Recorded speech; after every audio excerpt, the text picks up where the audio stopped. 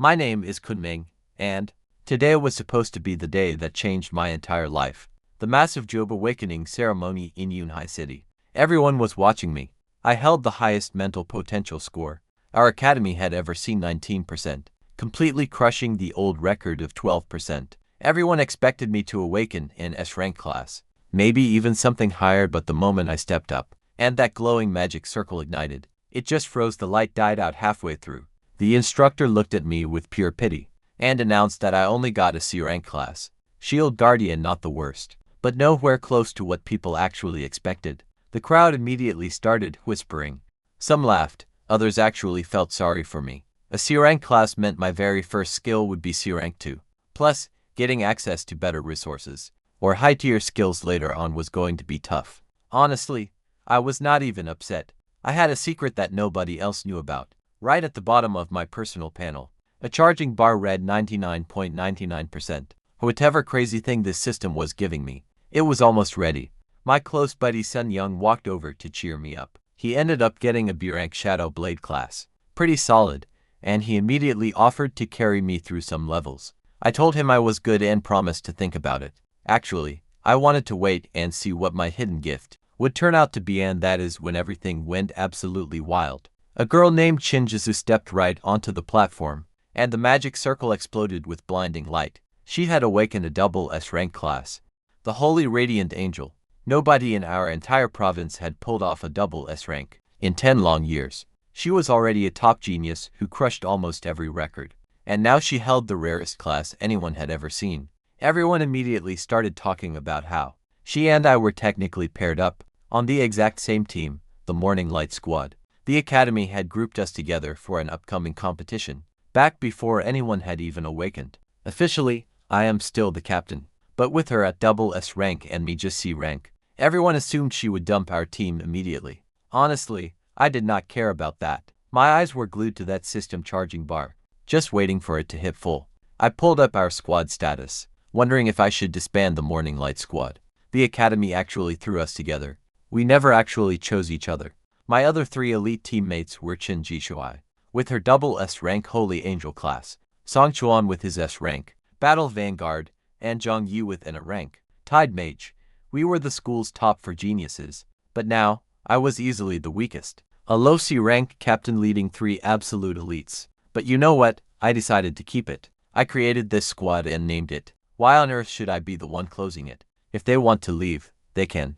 Plus, creating a team costs 40,000 gold, and even though the academy paid for it, I earned that prize by ranking first in potential. I pulled up my level 1 stats. Standard attributes were 10, but my constitution was 600, thanks to a 20% bonus from my Shield Guardian class. My sole starting skill was Battle Resilience, a C rank, passive that regenerates my health even during active combat. Decent, but nothing to brag about. But then, a sudden chime echoed inside my head. Check this out. My heart starts racing. 3 long years of waiting, and it was finally ready. A system alert popped up revealing a hidden talent. I would gain 1 triple S skill every 10 levels.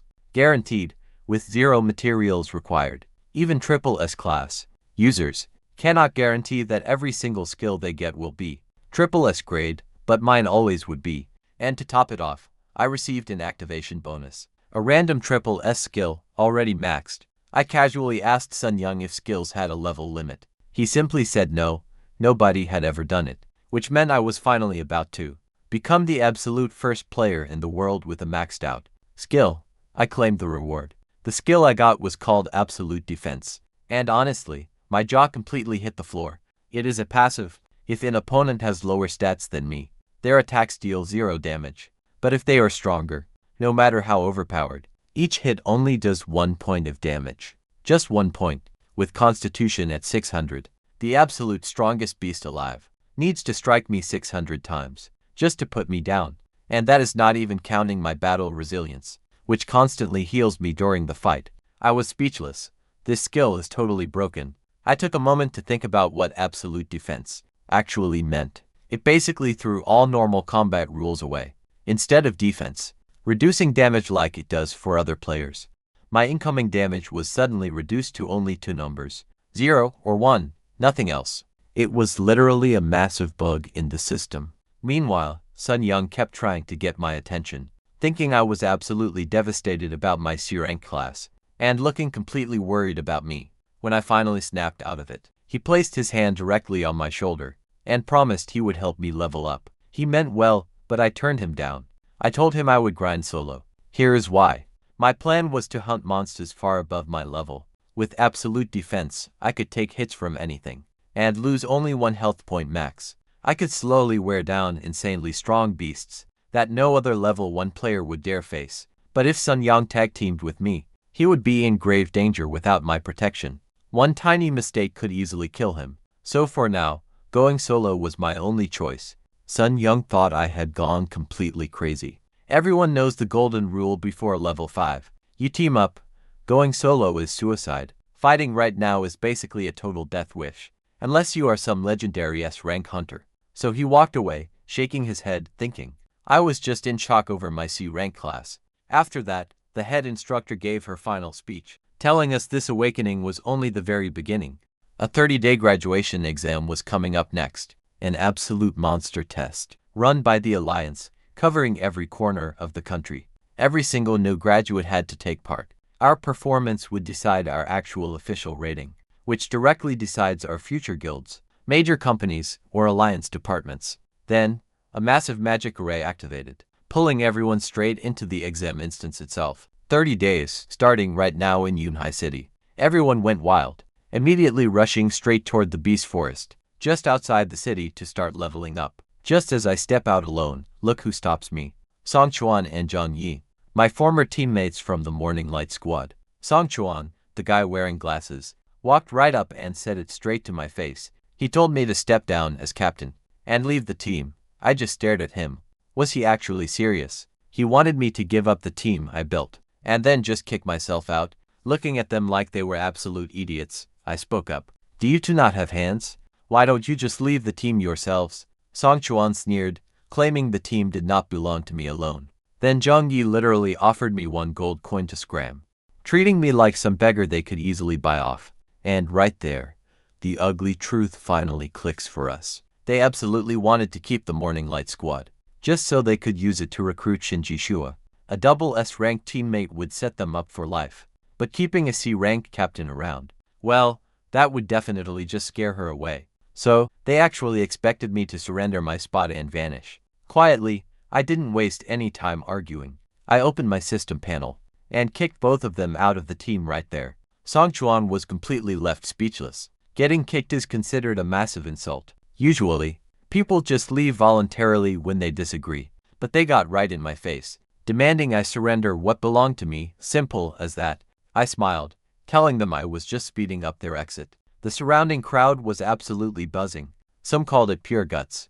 Most assumed I was just being foolish, picking fights with an S-rank hunter, and in a rank was simply begging for future trouble. Song Chuan warned me to stay out of his way in the wild, before walking away with Zhang Yi. But then, everything flipped. Shinji Shua arrived, making Song Chuan's eyes light up. He hurried over to introduce himself, bragging about his S-rank class, inviting her to party. She ignored him completely.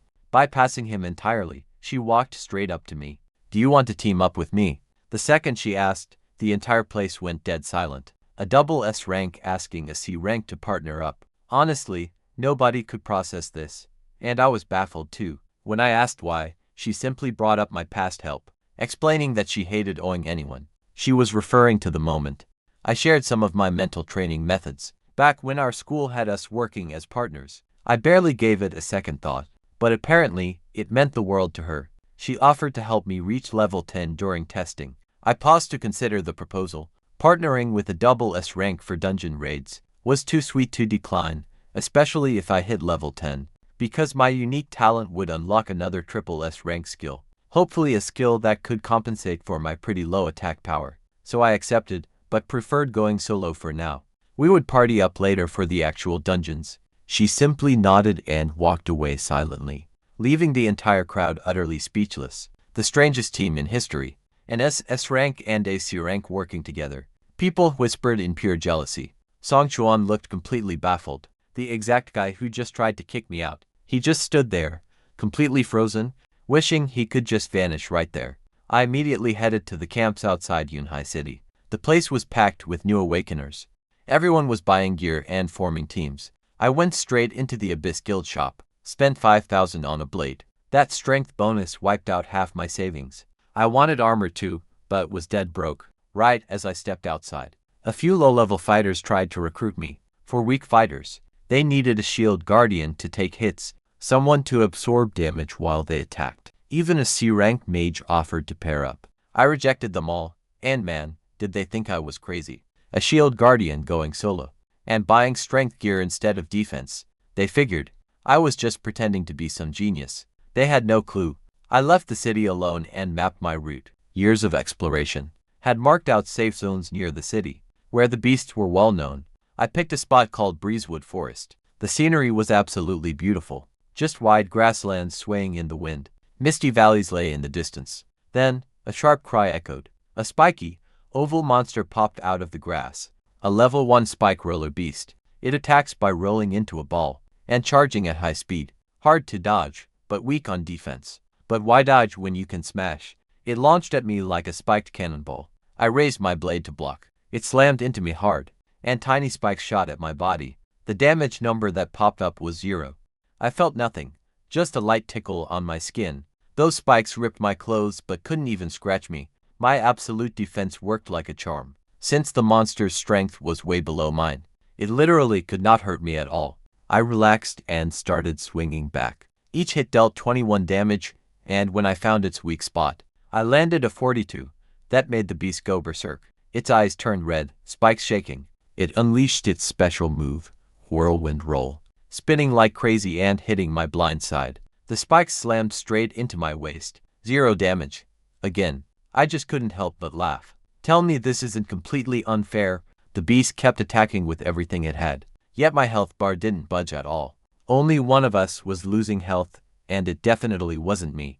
I quickly finished off the spike roller beast. With a final slash, it dropped a beast core, a small stone filled with wine power, energy useful for crafting gear or selling to guilds. That's how adventurers make money in this world. I checked my health, 600 out of 600. Not a single scratch. I did the math. Every single level 1 beast gave about 6 experience points, and I needed 100 to level up. That meant killing around 15 to 20 of them. So maybe half a day's work, tops. Normally, reaching level 2 on day 1 is a rank speed, but doing it in half a day is S-rank pace. And I was somehow hitting that speed with just a C-rank class and no offensive skills at all. All because I never had to stop and heal up. Here's the thing most of you don't realize. Fighters spend half their time recovering. They end up taking damage in almost every single encounter. And once their health gets quite low, they have to retreat. Some leave at 200 health. Cautious ones leave even earlier. But I didn't have that problem. Mine never moved. But these level 1 beasts were too slow. I needed stronger monsters for faster experience. I headed further into the deep woods. A few other hunters were nearby, working in pairs, playing it safe, and keeping a pretty wide distance. Then 3 spike roller beasts sprang from a bush, surrounding me completely. Standard groups would run instantly, but I just grinned and charged. Those 2 level 1 monsters lunged first. No damage. I easily cut them both. But then a sting hit my back. Only 1 damage. I turned around. Standing there was a larger level 2. It actually had better stats than me in one spot, which means it could actually hurt me, but only doing a single damage per hit. I totally ignored those 2 small ones, completely turning my back on them, and locking my eyes on the level 2. My hits did slightly less damage here, thanks to its pretty solid defense, but honestly, I had all day anyway. It would need hundreds of strikes to even worry me. I would slice it down way before then. Nearby, a 2-man team saw me and freaked out, thinking I was absolutely getting shredded. They rushed to help but stopped right in their tracks. They just stood there, completely frozen, a lone hunter fighting 3 beasts solo. Like, who even needs to dodge? Just calmly swinging a sword like it is easy practice. Then they scanned my class and completely lost it. Only a C-rank shield guardian, doing the impossible. 2 nearby guys watched my every move, and they could not understand how a C-rank could take constant hits from 3 deadly beasts without even flinching. I saw them staring, and they nervously asked if I wanted a hand. I casually told them I was fine and kept on swinging, but they just stood there, still watching me. I continued hammering that level 2 spike monster with basic strikes, while those level 1 monsters clawed my back.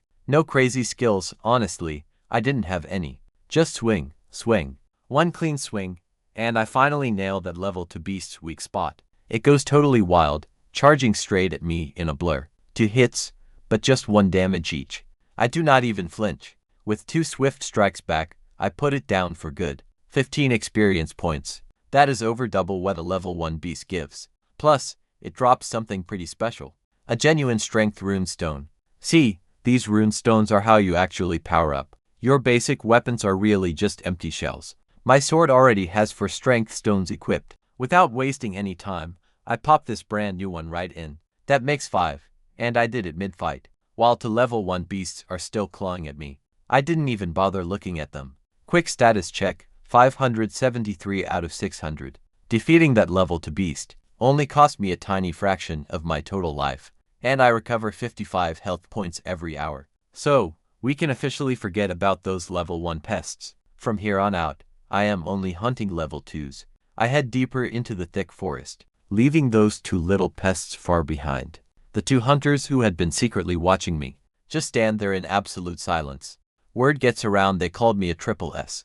Rank human titan, pretty funny. Especially coming from guys who need a whole party just to take down one level 1 mob. I keep up the grind for 3 straight hours. Spike beasts, strange leaf mice, anything that crosses my path. Then, the sweet notification sound I was waiting for finally rings. Level 2, and my stats get a massive boost. Constitution doubles to 1200, and recovery hits 112. My battle resilience hits level 2, boosting recovery by 12%. I feel incredible. All my fatigue just vanishes, hitting level 2 in under half a day. Speed that only a guy like Shinji Shuai could ever hope to match in Yunhai City. And I am just getting started. My initial plan was just reaching level 2 today. But now, my plans have changed. My goal was reaching level 3, so I pushed deeper into Breezewood Forest, walking right up to the safe zone boundary. A whole pack of level 1 and 2 monsters kept chasing me and attacking without stopping.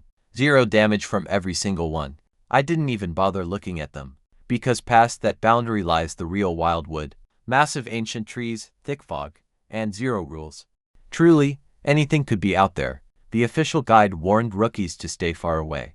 But was I worried? Nope. Even the absolute strongest monsters could only do 1 damage with every strike, and if things got ugly, I could simply run away. So I crossed the line right into the valley. Immediately, the beasts behind me froze, then scattered in absolute terror of what lived inside. They wanted absolutely 0 part of it. This valley was incredibly dark and quiet. Just cold, damp air. No birds, no insects. Suddenly, a massive shadow crashed through the trees. A level 3 red tusk boar. This absolute beast was basically the size of a hill, complete with glowing crimson fur and massive half-meter tusks. It stared at me and snorted. Honestly, I swear the thing looked disappointed, as if I wasn't worth its effort. A giant pig just looked down on me. Fine. I unsheathed my blade, and it charged. Its sharp tusks scraped my arm. 1 damage. But check this out, my counter did 20. The beast didn't immediately launch another attack. It just started slowly circling me, just like a cat playing with a mouse. That really annoyed me, so I put my left hand behind my back, gripping the hilt with only my right hand, waving it forward, basically saying, "Come on." And that completely set it off. It instantly activated its skill, Crimson Charge, morphing into a blazing red blur. Those tusks slammed right into my chest. The earth shook. Only 1 damage. It literally bounced off me like a solid wall. While the thing was still dazed, I swung 3 times. It charged again, absolutely furious. Just 1 damage again. But then I spotted its weak point, the back legs, and started dealing 40 damage per strike. The battle dragged on just like that. It kept throwing everything into its wild charges. I just shrugged off 1 damage and hit back. Finally, it collapsed, 26 experience points secured, plus a level 3 beast core and a constitution rune stone. I couldn't actually use that rune stone yet, since I lacked any kind of constitution gear. But once I sell today's beast cores, I'd have more than enough cash to buy some. I did the math, just 7 or 8 more level 3 beasts, and I'd reach level 3. Honestly, at this rate, I was getting there fast. I pushed deeper into the beast forest, hunting down level 3 beasts one by one. Spirit stone monkeys, triangular lizards, even earth moles, they all fell the exact same way. They'd hit me, deal basically nothing, and I'd gradually wear them down with my blade. I realized the deeper forest beasts dropped rune stones way more often. In fact, I just grabbed another strength rune stone and slotted it right into my blade, bringing it to 6 before checking my stats. I needed about 90 more experience to hit level 3, roughly for more beasts, the best part of my combat style. It scaled insanely well, no matter what I was up against. Seriously, the absolute maximum damage I take is 1. So with my constitution growing every level, fights would get way easier. Imagine when I finally reach level 10 or 20. My total health will reach tens of thousands. I would barely lose anything per battle. Plus, battle resilience would keep passively healing me. Honestly, I might actually become truly unkillable. A measly C rank passive skill most players would ignore, but in my hands, it works like an S rank. 1 point absolute defense. Combined with battle resilience, it's a perfect combo. Suddenly, I heard a cold, sharp sound above me. My instincts screamed danger. I sidestepped just in the nick of time, as a distorted shadow lunged from the branches, right where I was just standing. A level 4 two-headed rattlesnake, 2 meters tall with blue-green scales, 2 heads with pale yellow eyes locking onto me. Its unique skill was cross fangs, and every strike carried deadly poison. Venom, that is pretty much the one thing standard defense cannot block since it lacks physical impact. It just slips inside and rots you away. Every shield class fighter here absolutely dreads poison. Above all else, the ambush actually grazed my arm, taking just 1 damage. I kept an eye on the cut, waiting for that venom to start creeping in. The monster was waiting too. Its entire game plan was strike, infect, and watch, expecting my body to collapse at any moment. We just stood there staring for a full minute, and get this, absolutely nothing. 0 extra damage. My passive recovery healed up the scratch entirely. That venom never even registered. Absolute defense does not just block physical hits, it completely nullifies status effects too. I was entirely immune to debuffs now, since the toxin could not penetrate my guard. To begin with, the system treated it like nothing. I let out a grin. Even this grotesque double-headed serpent seemed pretty harmless all of a sudden, but it was time to end this. I dashed straight toward the massive beast, swinging with everything I had. Fighting something to levels higher meant my total damage output was terrible. Just 15 damage per strike, but who cares? The creature kept snapping back, desperate to inject more of its venom, doing just 1 scratch of damage per bite, before pulling back, expecting the toxic rot to start. It never happened. Soon enough, the beast ran completely dry, and without its poison, its threat level plummeted, leaving it to just take my slow beatdown. By the time the fight ended, I actually felt way better than before it started. Thanks to my insane recovery, I finished the beast with 2 clean strikes, -1 damage each, and it dropped a level for beast core, along with something completely unexpected. A dungeon token. My eyes practically popped out. They are ridiculously hard to find. Some hunters grind for an entire year and never see one. But wait, this got even better. It was a comprehensive dungeon token. Popping it would reveal a wild dungeon on my map. Wild dungeons, one-time challenges, offering way better loot than permanent ones. Large dungeons have several different types. Treasure hunts, comprehensive, mysterious, and every single one is basically a golden ticket to some mind-blowing gear. Naturally, I activated the token immediately. The new dungeon popped right up on my screen, but it was pretty far from here, so I decided to shelve it for now. Until I hit level 5, time to grind. I kept farming level 3 beasts, red-tailed foxes, just more of the same. I was exactly 1 kill away from level 3, with barely an hour of daylight left. But then, I ran into a black, armored rhinoceros. Level 5, seriously, this absolute unit was built like a tank, with heavy black armor shielding its body. I swung, doing only 8 damage. It struck back, dealing only 1 damage. Technically, I could slowly wear it down, but it takes forever. Plus, I would lose too much health. Definitely not worth risking my life, so for once today, I played it smart. I just ran. Instead, I took down 1 final blue-striped weasel, and finally heard that level up chime. Level 3. My hands were completely numb from swinging all day, but I did it. To level ups on day 1. I was pretty sure that placed me in the top 3. On today's leaderboard, my stats looked awesome. Constitution at 1800, max recovery at 169, and battle resilience hit 13% efficiency. Time to head back to the city now. That's when I ran into Chin Jishui walking with another girl. They had just finished their day of fighting, too. Qin Jishuai wore some glowing armor. With her long sword, she looked like a legendary warrior. But then, they both just stared at me weirdly. I looked down and immediately got it. My outfit was completely shredded. I'd been fighting monsters all day without wearing any armor. Taking every single hit left me in rags. When the wind blew, I literally looked like a beggar. So embarrassing, she laughed. But get this, she did something totally unexpected. She cast Angel's Blessing right on me. A soft, golden light wrapped around me like a feathered cloak. And beautiful, shimmering wings sprouted from my back. It gives all allies a 20% attribute boost. And honestly, it covered my rags and actually made me look pretty cool. Double S rank classes truly are something else. As we walked back, Shinjitsu asked if I was out there grinding alone. I nodded, and she suddenly went quiet for a moment. Before telling me something super important, she explained that mental potential can also awaken special skills, not just class levels. Once that mental potential hits 20%, there is a real chance to unlock a mental skill. Mine was at 19%, so close. But even hitting 20% guarantees absolutely nothing. You also need incredibly rare mental resources, and the only way to get those, the graduation exams, level ranks, dungeon runs, overall placement. The top spots get those rare resources as rewards. No joke, this next month is going to change everything. If I grind hard and rank high, I'll get the necessary resources to awaken that skill. And apparently, these mental skills are never weak. I thanked her. This information was absolutely massive. My choice to grind to level 3 on day 1 was totally right. The top 3 spots meant getting the absolute best rewards. Finally back at the city outskirts, everyone dragged themselves to the guild camps, completely wiped out. Most of these teams hadn't even hit level 2. They were all whispering about how insanely brutal the monsters were. Some of the hunters had gotten seriously injured, or worse.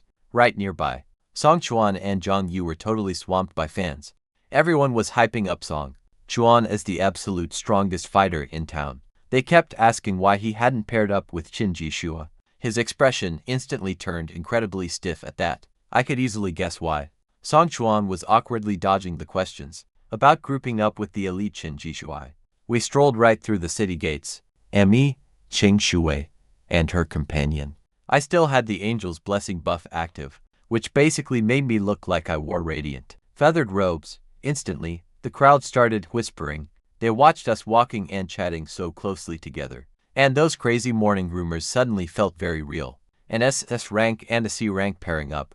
Absolutely wild. I spotted Sun Young waiting near the guild doors. He was literally beaming. He had managed to hit level 2 and was incredibly proud. He immediately asked what level I was. I said level 3, and his face twitched. He didn't believe a word. He thought I'd lost my mind. Right then, the day 1 rankings dropped, and everyone went absolutely wild. Out of all the rookie hunters in Yunhai City, nearly 200 players hit level 2 on day 1, only to hit level 3. Absolutely insane. Last year, not a single soul hit level 3 on day 1. Sun Young actually grabbed 99th place, losing his mind with sheer excitement. He was jumping around like a crazy monkey. I literally told him to chill, but he just laughed it off. For a completely average guy, this was everything. He'd brag about it for a whole year. I patted his shoulder, promising to carry him right onto the dungeon rankings next. Later, the sweet rewards rolled out tire by tire. Jiang Yi placed 11th, just missing out on the top 10. Song Chuan looked completely crushed. That arrogant S rank who tried to steal my squad. He came in 6th. His face went dark. Everyone fully expected him to land in the top 3. At least the top 5 were finally shown. 4th and 5th were S rank fighters from other schools. They teamed up, an Abyss Mage and Light Priest. Strong combo, but not enough for the top. 3rd place went to someone named Lin Wei, and a rank contract master who is at level 2. Then, the top 2 flashed on the screen. 1st place, Shinjitsu, level 3, SS rank. Holy Light Angel, Dawn Team. 2nd place, Chun Ming, level 3, C rank. Shield Guardian, Dawn Team. Yes, that is me, a C rank, sitting comfortably in 2nd place, right above every single S rank in the city. I could literally feel the heavy silence. Wait, are you seeing this? The crowd went silent. Nearly 1,000 people stared blankly at the rankings. Nobody could process what they were seeing. Shinjitsu in 1st place. Sure, she is SS rank, but is C rank Shield Guardian in 2nd. People immediately started asking who I was, How could a C rank possibly level up twice in one day? By the end of day 1, the crowd immediately decided. She carried me, they thought. They figured she dragged me through the fights, just handing me free experience. A few students, who actually saw me head into Breezewood Forest alone, tried to correct them, but their faint voices were completely buried in the noise. Jisoo was stunned too. The girl beside her, Lin Wei, that third place, a rank contract master, knew the truth. She had been the one teaming up with Shin Jisoo all day long, not me. They both knew I soloed my way to level 3, and neither of them could fathom how I did it. Right then, Sun Yang stood next to me, literally jaw dropped to the floor. He was totally geared up to give me some lecture about reality, but now he needed a serious reality check himself. I just shrugged and told him so. And guys, look at this insane loot drop. 10 gold coins, 2 top tier gear pieces with 15 attribute stones, 2 upgrades, some books, and rare materials. I grabbed stamina armor and agility boots. The Shadow Guard armor adds 750 constitution, while the feathered boots boost agility by 15. Talk about a massive upgrade. Next, I checked out the skill books. Armor penetration, accuracy, even range extension, all of them looked epic. Honestly, I wanted every single one, but the system only allowed 2. I had to tell myself to chill, keep ranking high, and I will get more tomorrow. I went with upgrades for my new gear. These boots got a special sprint skill. It doubles my agility for 1 minute within our cooldown. And the armor got stealth, instant invisibility. Sprint and stealth together. That means I can easily sneak up on enemies, or make a quick escape. Pretty awesome, honestly. With everything equipped, my stats absolutely skyrocketed. Constitution hit 2550, and agility rose to 45. I was getting scary strong, fast. Now watch this, time for the real prize. Sun Yang was practically breathing down my neck, dying to see what was there. I slowly scrolled down the list. Earth Spirit, stones for boosting physical stats, Spirit Mushrooms for fast recovery, and Jade Cloud fruits for strength. Most had 0 detailed descriptions, so telling how valuable they were was pretty tough. But then, I spotted a Mind Crystal, a pure mental energy material, exactly what I needed to unlock my mental potential. Closer to 20% and maybe unlock a mental skill. I picked it without any hesitation. It popped right into my hand. Just a tiny white crystal about the size of a fingernail. Sun Yang leaned over and looked pretty disappointed. He probably expected rare resources to glow like some legendary treasures. This looked exactly like a pebble. I told him straight, the absolute best stuff never looks that impressive. After wrapping that up, I headed to the guild to cash in my cores. I dumped 17 onto the counter. The clerk barely glanced at the pile and said 1700, clearly assuming they were all level 1. I told her to look closer, and man, her face instantly flipped. Level 2 cores, level 3 cores, and even a level for double-headed rattlesnake core. She just couldn't believe a first-day rookie had already hunted a level for beast. Apologizing, she recalculated 4500 total. I immediately used 4000 of that to buy 4 strength rune stones. The guild buys them for 600 each, but sells them for 1000, almost double the markup. Absolute highway robbery, but I desperately needed that power boost. I walked out clutching my 4 new stones, and 500 gold left in my pocket. Money disappears pretty fast in this world. I headed back to my small place. Just me, since my family died in a beast tide. 10 years ago, I washed off the blood, ate some dinner, and lay down. My body felt fine. My health never dropped below 10%, and was almost completely full now, but mentally, I was totally drained. Fighting non-stop for hours really takes a heavy toll on the mind, even if the body holds up fine. I grabbed my phone for news. The big exam was plastered all over the internet. When I opened Yunhai's local section, guess what? The top trends were about me. One was about my 2nd place C-rank finish. Another post was about me and Shinjitsu teaming up. The third was speculation about our relationship. My group chats totally exploded. Everyone asking questions, and everyone begging to join the Morning Light Squad.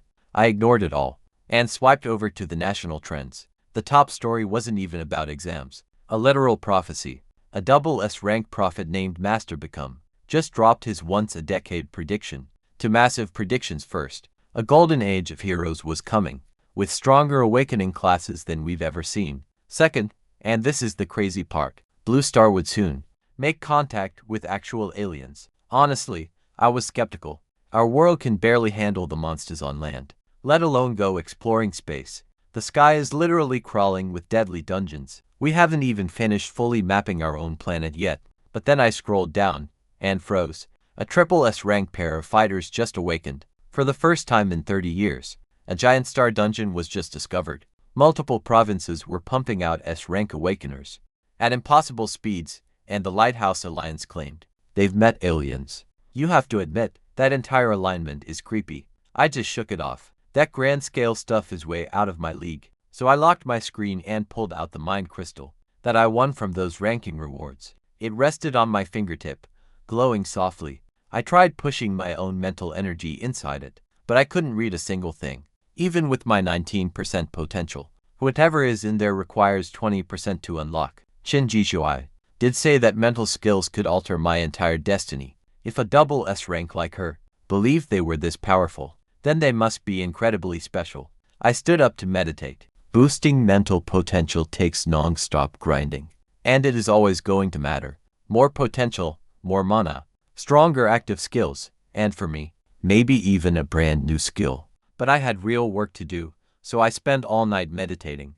Once your mental capacity passes 10%, meditation actually beats sleep for recovering your energy. I could feel myself getting pretty close to that 20% mark. A comforting, warm current kept flowing through my mind during practice, and all the day's exhaustion just completely melted away. I completely lost all track of time. By the time morning came, day 2 of the exam had started. Fighters were already streaming out of the city limits. My performance caused a massive stir, a C rank in second place. That was totally unheard of in these exam histories. But get this, I had no clue that some major moves were playing out in secret. Inside a tall building overlooking the city's outer border, a top-ranking inspector from the main provincial government was holding a private meeting with the principals. He carried a strange, mechanical crow on his shoulder, which actually did his talking. He had traveled to Yunhai City for one specific reason. The Alliance had organized a highly exclusive assessment, with precious team spots on the line. Only 2 slots were actually available. Across the entire Jiangnan province, the heads of the 3rd and 5th schools, whose grandsons happened to be the 2 S-rank tier fighters in the elite Abyss squad, immediately started plotting. They desperately wanted Chun Ming on their squad. They figured a double S-rank, plus 2 S-ranks, honestly, they would be unstoppable. So they began squeezing my school's leader, demanding Principal Joe make the trade happen.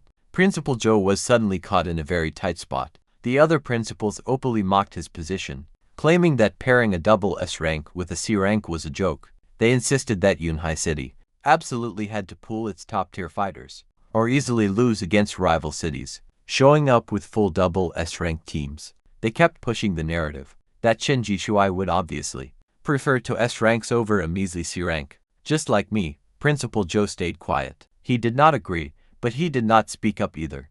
I think he still had faith in me, even if he couldn't explain why. I meditated all night. The second I opened my eyes, I broke through 20% mental potential. 2 new abilities unlocked immediately. First was mental space, a tiny pocket dimension inside my head, roughly the size of a bedroom. I could store things in it just by thinking. No more dragging heavy gear and cores around. I tested it with my sword. It instantly vanished from my hand, appearing inside the space. Second, my probing got a huge upgrade. Before, it was just basic scouting. Now, it felt like having a god's eye view. I could track dust floating through the air, even the tiniest twitch of curtains. Everything was crystal clear. And then things got crazy. A sudden prompt flashed on my panel, asking if I wanted to unlock a mental skill right now. No special resources required. No difficult process, just click yes or no. People always said awakening mental skills was almost impossible, even at 20%, but for me, it was completely automatic. I almost laughed, but I kept my cool. I pulled out yesterday's reward, the mind crystal. Absorbing its energy felt absolutely amazing. Pure mental energy flooded inside me, but it was barely a single drop in a massive pool. If rare materials boost the awakened skill level, and I was positive they did, I definitely needed way more. Before actually making my choice, I wanted the absolute highest grade. The problem was, I got totally lost in training, completely losing track of time. When I checked my phone, it was already 11 a.m. Half the day was gone, so I rushed to the outskirts. The crowd instantly started whispering. Everyone had been grinding since sunrise, and here I was, just showing up at midday. They assumed Shinjitsu ditched me and I had quit. Some laughed while others just shook their heads. But what I didn't know was that up in a high rise, the school principals were watching my every move, along with an elite provincial inspector, sent to handpick the top candidates for a special alliance assessment. Only 2 team spots were open for the entire Jangan province. The other principals were mocking my school's principal, Joe, for letting a C-rank partner with a double S rank. But the moment I glanced toward that skyscraper, I felt a powerful presence watching me, but it vanished instantly. The inspector had clearly noticed something those other principals missed. I'd already reached 20% mental potential. That really caught his attention. I headed straight into Breezewood Forest alone. People just sighed, assuming I was only hunting weak level 1 monsters. But honestly, nobody expected me to leave the safe zone. Straight into the deadly beast forest. My blade now had strength 10, completely maxed out for basic tier gear. I definitely need higher tier gear to slot more runestones. Fine quality holds 20, epic holds 30, and legendary or mythic even more, but those are incredibly hard to find. Either way, I had to make up for lost time. My goal was reaching level 5 by tonight, and securing a top 3 spot on today's rankings. Serious resources were on the line, and I needed every scrap I could get. I quickly checked my stats before heading out, with the shadow armor and feathered boots from the exam rewards, plus all those runestones I had slotted in. My combat stats finally looked respectable.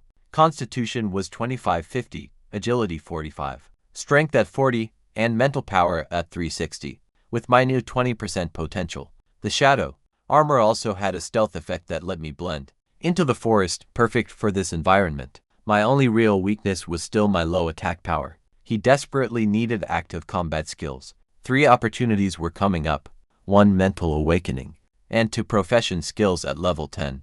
At least one of those had to be offensive. Then he spotted a level 5 Gale Mantis, dark green shell, arms like butterfly knives. Before reaching 20%, beasts always ambushed him first. But check this, he sensed it before it even realized. He launched himself off a tree trunk, like a shadow, and drove his blade straight into its eye. 76 damage, a clean weak spot hit right away.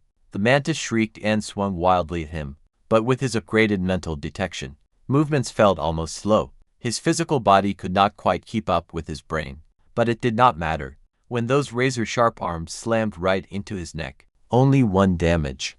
Metal on metal. The mantis just stared, completely dazed. He went completely all out, targeting its eyes over and over. The beast tried to flee when it couldn't take anymore, but he sliced its head clean off. 71 experience points and a beast core. Not bad.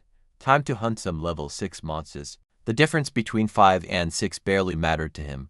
With his upgraded mental detection and much better gear, he figured he could handle enemies 5 levels higher than him. And look, he found exactly what he wanted. 4 level 6 silverbacks appeared, surrounding him on a steep hillside. Giant silver fists the size of his head, standing 2 meters tall. But he did not run. He did not hide. He targeted one and focused entirely on it. Their fists slammed into him like hammers on an anvil. 1 damage, 1 damage, 1 damage.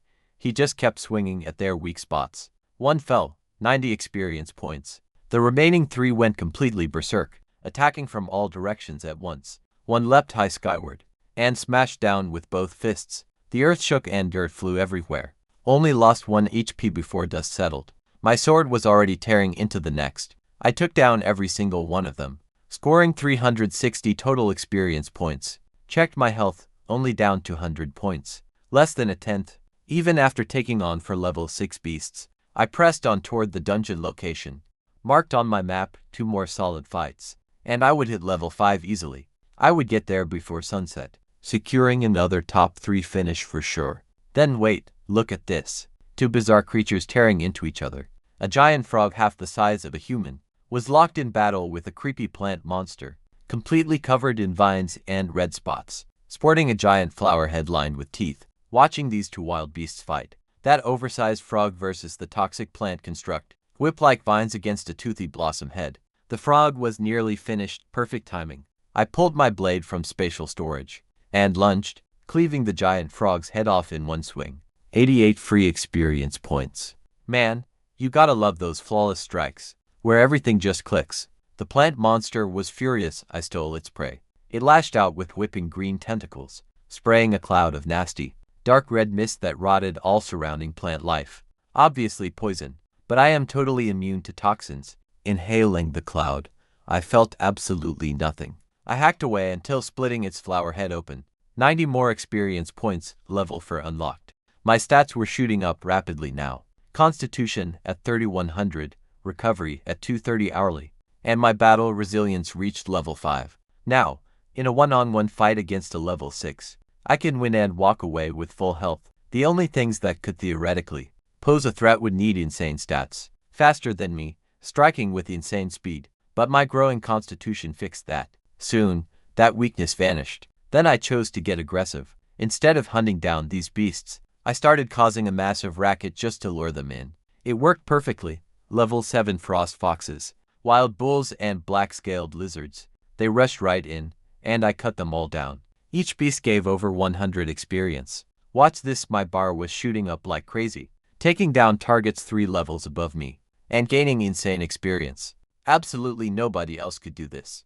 Regular hunting teams only fought beasts at their own level, because fighting higher meant risking certain death. But for me, a level 7 beast barely dealt 1 damage per strike. Just like always, I slotted another agility rune stone straight into my boots. Suddenly, I realized I was starving.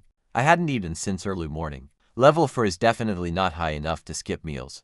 I learned yesterday, going hungry completely wrecks your mental energy, especially by the very end of the day. I pulled a lighter straight out from my mental space and started grilling up a bull leg, right in the forest. Honestly, meat from these strange beasts tastes incredible. No seasoning even needed. It beats anything cooked in a normal kitchen. I was just enjoying my meal when 2 more beasts suddenly showed up, likely drawn by smell. One was a mouse with golden fur. The other was a massive bull. They were the exact same species as the leg I was eating. Wouldn't you expect it to charge in rage? Instead, it just stared blankly at the grilled meat in my hand, swallowing hard. Apparently, even wild beasts wanted a taste of my cooking. The 2 beasts completely ignored me though. To them, a level 4 human was not even worth noticing. They squared off against each other, ready to clash over territory or food, or whatever it is monsters fight over. So I just sat down, grabbed some beef and watched them clash. Just a level 4 guy eating lunch, while 2 level 7 monsters tore each other to pieces. Barely a few yards away, if anyone saw me, they'd think I was crazy. 10 minutes later, I finished my meal, stood up and burped, grabbed my blade to settle their little dispute. Gold Mouse went down first, 180 XP, then 112. Both were already pretty beat up from fighting each other. Quick work, hit level 5 now. Finally, we're ready to hit the dungeons. I pulled up my map and spotted the exact dungeon location. It wasn't far. I wanted something good. Maybe a hidden treasure. Anything with some rare loot. Outdoors, wild dungeons give permanent first clear bonuses. Normal ones don't, so the loot is better. 15 minutes later, I arrived, and man, look at this. The ground just plummeted into a massive crater. A giant crack splitting the earth, like some giant had ripped a massive chunk out of the earth. Heavy mist covered everything. Couldn't even tell how deep it went. With 3,800 health, no hesitation, and the raw power to absolutely crush anything under level 10. I just dove right off the edge, plummeting down through the cold, howling fog for what felt like an eternity. Then I slammed down, taking literally 1 damage. Finally found the entrance, a glowing magic barrier nestled between giant boulders. My entry token flashed, wrapping around me. And boom, I was inside the Yunnan Mountain Stream Dungeon, Treasure Hunt plus Survival Challenge. I had to gather 10 rare energy materials and slay 5 guardian beasts within 24 hours. Then I cast my radar skill to skin the area, and almost choked. Right within 10 meters of where I stood lay 3 incredibly rare resource plants. A greenwood sprout for quick recovery, some fiery red elemental fruit, and a heavy earth flower for constitution. I absorbed all their pure energy. My recovery stat instantly shot up by 5, and that thick earth flower boosted my constitution by 50. Top tier quality, but I kept the red fruit. It is a rare fire resource, absorbing elemental items. Decides what kind of skill I will awaken at level 10, but I was not quite ready to commit to fire, so I stashed it in my mental space. I could always sell it later if I needed to. 3 out of 10 collected, and we have barely even stepped inside this canyon. The massive place just stretched out forever, towering cliffs locking me in, and weird flora everywhere. I struck gold. Pushing deeper into the canyon, more rare plants appeared, like a Tongshin grass for stat recovery. But I quickly noticed something pretty off. Impure energy was mixed with deadly poison. Extremely lethal stuff. I just shrugged and ate it anyway. Plus 10 to my recovery stat. Poison is nothing here. Next up, a wind whisper orchid appeared. A wind element plant that boosts agility. But right as my hand reached out, something lunged from the thick fog, fast, and completely invisible. I swung first, my basic instinct now. Zero thinking, zero defending. Just strike. It was a wind spirit. Level 7, but way stronger than your average level 7 beasts. They classify it as a strange beast, which is a dangerous category for incredibly powerful monsters. This monster used wind like a weapon, hurling blades and transparent needles. Sonic screams that seriously mess with your head. Its speed was utterly insane. It fought like a beast closer to level 9. Wind blades pelted me constantly. Just one damage. Again and again. But actually landing a hit on this thing, impossible. It danced through the air, like a floating, torn cloth, always shifting, making it completely impossible to lock down. My base agility couldn't even compare, so I popped sprint from my feathered boots. My agility instantly doubled to over 130. Watch this, I shot forward like a literal rocket, slamming 55 damage per hit. I bounced off walls, changing directions midair, hunting it down relentlessly. Within 30 seconds, it finally dropped dead. 150 experience. Way better than those normal level 7 mobs. And the loot was pretty amazing. A beast core, 2 agility runes, and a tier 1 crystal. Crystals that upgrade equipment from tier 1 to tier 2. Normally, you only get these from completing dungeons, not from basic mob drops. But this dungeon was different, I couldn't use it yet. Tier 2 gear requires level 10, so I just tucked it away in my inventory. I slotted the 2 agility stones into my boots, boosting them to 18. Then, I grabbed and stored the wind whisper orchid. I didn't need to choose a wind element quite yet. 1 guardian down, 4 more left to hunt. If every single boss drops loot like this, trust me, this night is about to get wild. Mental strength, 20%, meaning I could go days without sleeping. So I had absolutely no plans of leaving. I was going to clear this whole dungeon tonight. Meanwhile, back in the city, regular players were just reaching level 2, and they were feeling pretty damn proud of themselves, while I was level 5, deep inside a wild dungeon, slaying elite, powerful beasts, and scooping up rare resources by the handful. For ordinary players, these dungeon rewards are the ultimate dream. In massive dungeons, all beast information is already known, leaving zero room for surprises. Safety first, always. Even players who cannot afford gear can loot great resources right inside. Some zones even drop legendary materials. But check this out, rumors are spreading about transfers from those elite schools. They already scored runes from wild dungeons, just waiting for level 5 to use them. Wild dungeons, someone gasps. Yeah, apparently so. Some B rank guy took down a monster, selling the rune for 200,000 coins. Talk about luck. Personally, I would have kept that thing. Wild dungeon rewards are seriously insane, loaded with rare treasures. Everyone in the crowd is burning with envy. For normal players, these wild zones are a huge opportunity, but incredibly dangerous as well. Just then, a loud commotion breaks out. It is Chin Jishua. The #1 ranker is finally back, sweeping everything on day 1. She is definitely the undisputed champion of all transfers here in Yunhai City. She draws every in the place. But, seeing her return with some random young girl, gets everyone talking pretty fast. Wait, Chin Jishua is not with Chun Ming today. You are way behind on the gossip, bro. Did you not hear the news? She completely ditched him for leveling up. No way, seriously. Chun Ming barely reached the border around noon today. The guy looked completely beaten down. People who actually saw Chun Ming at noon are practically begging to share the tea. Whispers sweep through the crowd. Endless drama. Most are just loving the drama between them. Cut their connection. Everyone is just ordinary. And plenty have much higher levels than Chun Ming. Why do you get to team with a double S player and get carried just to farm rewards? Honestly, how is that supposed to feel balanced? If you only awaken a common level class, then just accept being ordinary. But luckily, it seems, Chin Jishuai only took Chun Ming out for one single day. At the city gates, Chin Jishuai finally returns from the suburbs. Ready to enter the city, miss. Today went pretty smoothly. Our target was fully achieved. Behind her, Lin Wei walks with crossed arms, Smiling brightly, Chun Jishuai, dressed in white, stops her steps. Her dark hair shines with a gorgeous luster, looking absolutely angelic now, as if she is radiating pure light. We only completed our basic goal. Wea, don't brag. Lin Wei sticks her tongue out, pouting. Got it. Got it. But miss, you shouldn't put so much pressure on yourself. You awaken a double S rank class. So in the future, but Chun Jishuai stays silent. Saying nothing, she just keeps walking forward. Seeing this, Lin Wei sighs helplessly and quietly follows behind. Just as they step into the city, two men approach them. The leader wears a long robe pattern with faint gold, looking quite elegant and refined. Miss Chin, we have heard of you for quite some time. Let me introduce myself. I am Wu Qingyang, and this is Wang Yan. He gestures to the tall man right behind him. They are both S-rank transmuters from the Abyss Squad. Do you two need something?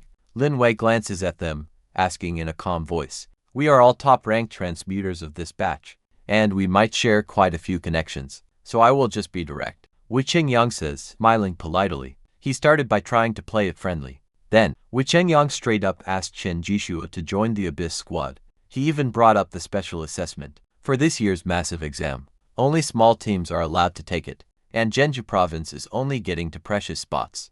So it is brutal. Wu Qingyang wanted to remind Chun Jishuo, to secure a truly elite squad, Yunhai City has only 3 S-class transmuters. So joining their Abyss Squad was her best bet. But before he can even finish, a freezing voice cuts in. She tells him she already has a squad, so go look elsewhere. Knowing what they wanted, Chun Jishuo shuts them down instantly. She does not even wait for their response. Just walking away, she leaves Wu Qingyang completely stunned. Now watch silent Wang Yan step up. He suddenly slides forward, blocking her path. From the start, Wang Yan's eyes were glued to Chun Jishuo. Before this, he only heard rumors about her, back at first middle school, and he never really cared. After all, before transmutation, fame is just a name. But seeing her in person just now, he was completely shocked when he heard her. Turn down the elite Abyss Squad. Wang Yan panics, asking if it is for Chun Ming. He remembered what Chun Jishuo said earlier, and immediately thought of Chun Ming. Remember yesterday's ranking information. Only Chun Ming's squad had that rank. He is a C-class loser who only drags you down. Wu Qingyang quickly agrees. This competition is brutally tough. If you bring a C-class transmuter, you won't stand a single chance against the fully S-class teams from other cities. I honestly thought Chun Jishuo had already given up on Chun Ming, ditching the Ming Chen team for good. But out of nowhere comes a twist. Right at that moment, a massive system screen pops up for everyone. The second day exam results are finally online. In High City, Level 2 transmuters reach 762. Level 3 transmuters, just 15. Only 6 made it to Level 4. And Level 5, just 2 people. Finally, the leaderboard is out. Wild. Today's numbers are absolutely insane. Someone gasps in pure shock. Makes sense. Day 1 is always the slow start. Normal transmuters almost reached Level 2.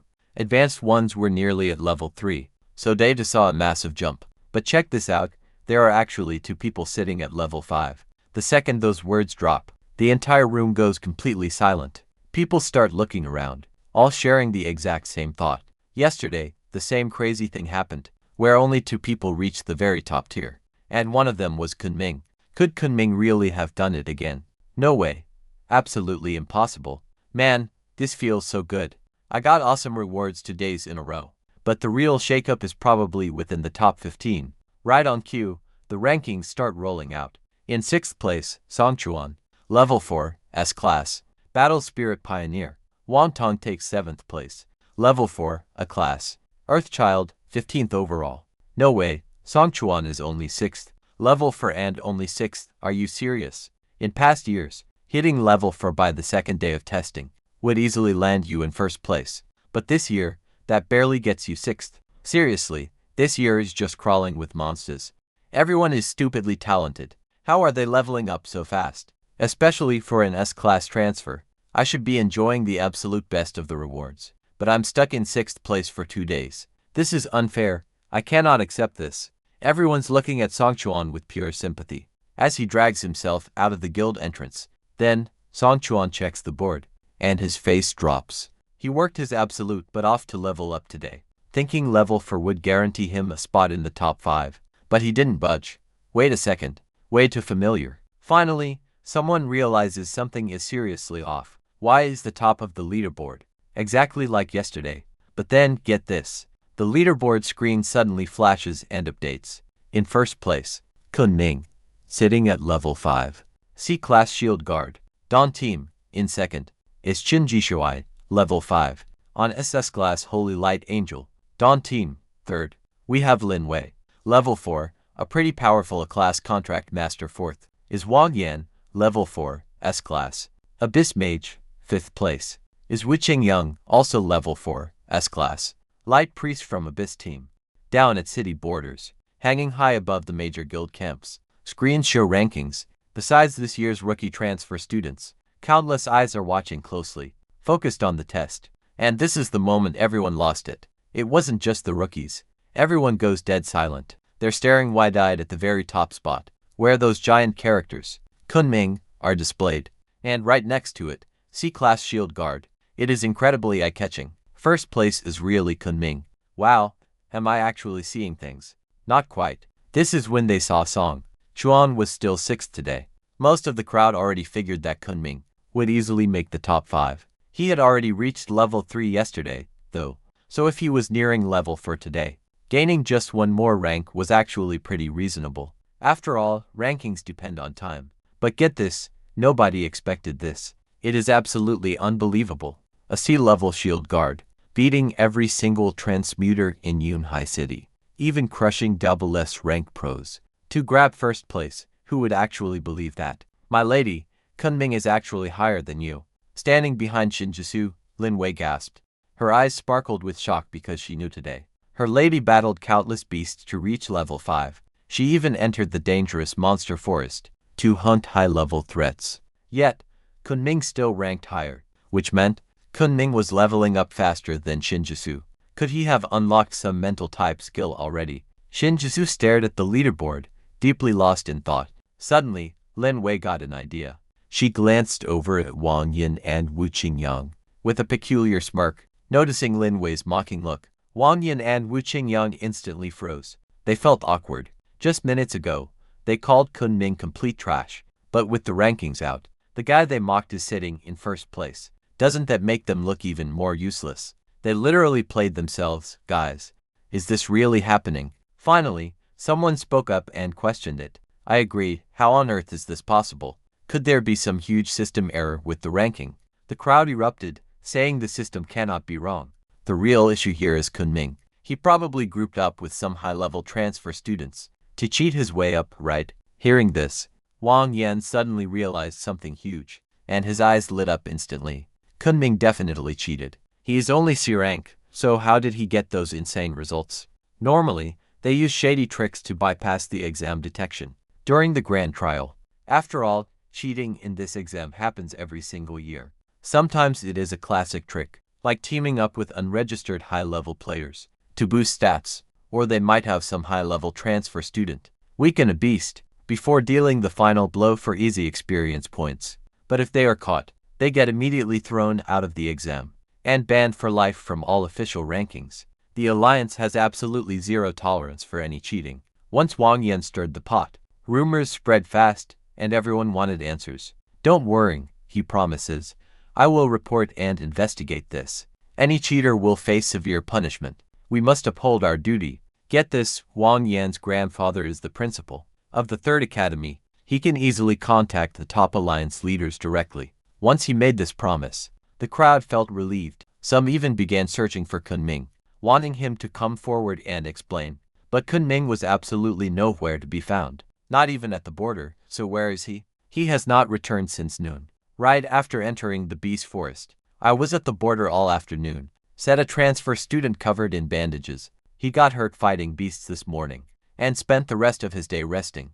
Chun Ming never passed by. Is he still out in the wild? Let's be honest, doesn't that make him look guilty? Even high-level transfer students would not dare stay in that forest at night, let alone a weak level 5 recruit. Meanwhile, on a nearby skyscraper, HMPH, just a bunch of clueless fools. The mechanical crow on the officer's shoulder snorted coldly. How dare they actually question the exam's validity? Just how stupid can they actually get? Behind him, Several school principals looked totally embarrassed. The principal of the third academy looked especially grim, carrying a deeply shameful expression, because the loudest critic was his own grandson. Principal Wang Yan himself naturally knew far more about the exam's secrets. This massive exam replica wasn't just built to test newly awakened transmuters.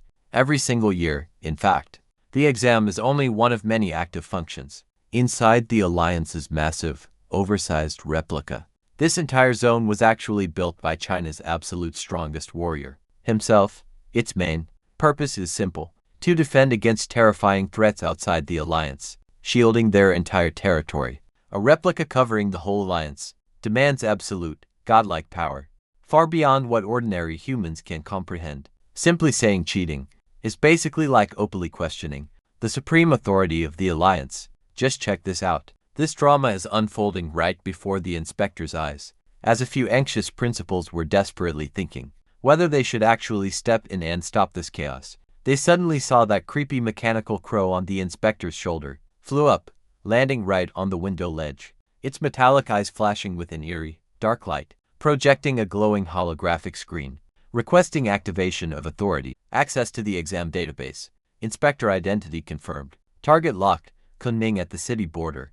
Worse yet, can you believe they're doubting Chun Ming's results? Viciously mocking and dragging his name down.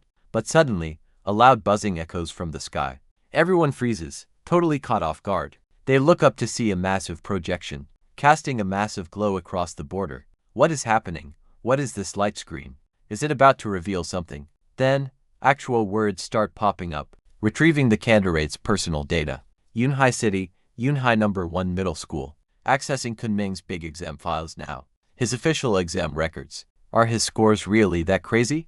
Enough to trigger this giant system screen. Did this guy actually cheat? Instantly, the entire crowd erupts. We're all thinking the exact same. Chun Ming definitely cheated on this. Otherwise, why would the exam system personally audit him? Personally. But as his real stats slowly load up, everyone notices something pretty weird. Location: Breeze Forest Safe Zone, Yunhai City. Slay a spike rolling beast. Level 1, gain 6 experience points. Day 1, 9 AM, same location. Breeze Forest Safe Zone, outside the city. Slay a level to spike rolling beast. Gain 15 experience points. Day 1 to 09 PM. Class changer Chun Ming reached level 2. Day 1 to 45 PM, location. First level Monster Forest, defeated Crimson Hell Pig. Level 3, gain 26 experience points. Day 1, 5:32 PM. Class changer Chun Ming reached level 3. Right on the screen, active maps form his exact path diagram. Detailed text logs pop up beside them. Everything is a breakdown of Chun Ming's progress, level ups, monster kills, and locations, exact times and experience points earned. Look at these insane logs popping up. Total dead silence. Everyone who doubted Chun Ming's insane achievements instantly shuts their mouths, especially Wang Yan, who led the hate. He looks absolutely furious. His face turns completely red from pure irritation. Somehow like he just swallowed a bitter fly. That giant glowing light screen, displaying the exam results. It is not just proving his skills. Instead, it answers everyone's doubts, showing every single detail about Chun Ming. Wild, except for that first level 1 monster. Every other beast is level 2. Just look at his route. He entered the monster forest on day 1. A level 3. He was fighting level 3 beasts right away. Did he seriously hunt down level 4 monsters too? That should be totally impossible. Now watch how everyone's attention shifts right back to his leveling stats. But the moment they realize what he did on day 1, nobody can stay calm. He is swallowing everything for experience. Someone finally spots the key detail. Looking at the data, it is quite obvious he was always alone. He took down every beast solo, even without seeing the actual fights. Just tracking the map, Chun Ming just charged into that forest, slaying high-tier monsters one by one. It is incredibly hype. Right now, every single doubt instantly vanishes, leaving only pure anticipation. Absolute anticipation. They cannot wait for data stats to finally drop. We all want to see his true power. Over at the city border, everyone stops. Soon, his updated stats flash onto the screen. This is all for day 2. 11 AM inside the level 1 forest. Slayed a wine mantis. Level 5, gaining 71 experience points. 1:03 PM back in the forest. Slash for silverback monkeys. Level 6, gain 358 experience. Day 2, 2:09 p.m. Chun Ming. Our class changer reached level 4 on day 2.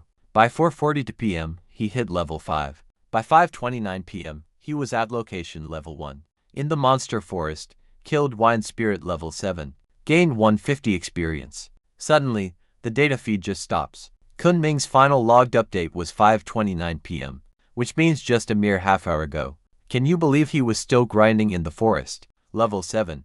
Talk about insane, a level 5 beating level 7 monsters. Wait, remember how when he was only level 4, he already slaughtered the level 7 Sky Beast? Right after that, Chun Ming's second day progression updates. The hologram screen vanished without warning. It arrived out of nowhere and vanished just as fast, leaving the entire crowd absolutely stunned in disbelief.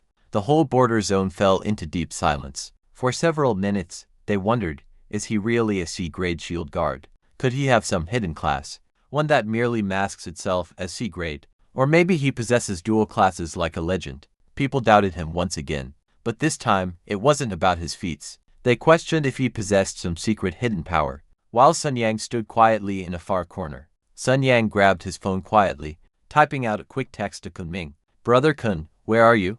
Everyone outside is literally going crazy over you right now. But Chun Ming had absolutely no idea about the chaos brewing back at the border. Deep inside Mountain Stream, he swiftly crushed the powerful Twin Stone Giants. Level 7 experience. Hit 125, gaining a level 7 core and a vitality rune. Right at a fork near some crumbling ruins, the brutal clash ended. Chun Ming stepped over the shattered rocks, pulling a rare stone heart flower from the wall. Finally putting his sword down, he collapses straight onto the dirt. Man, that non-stop fighting was brutal.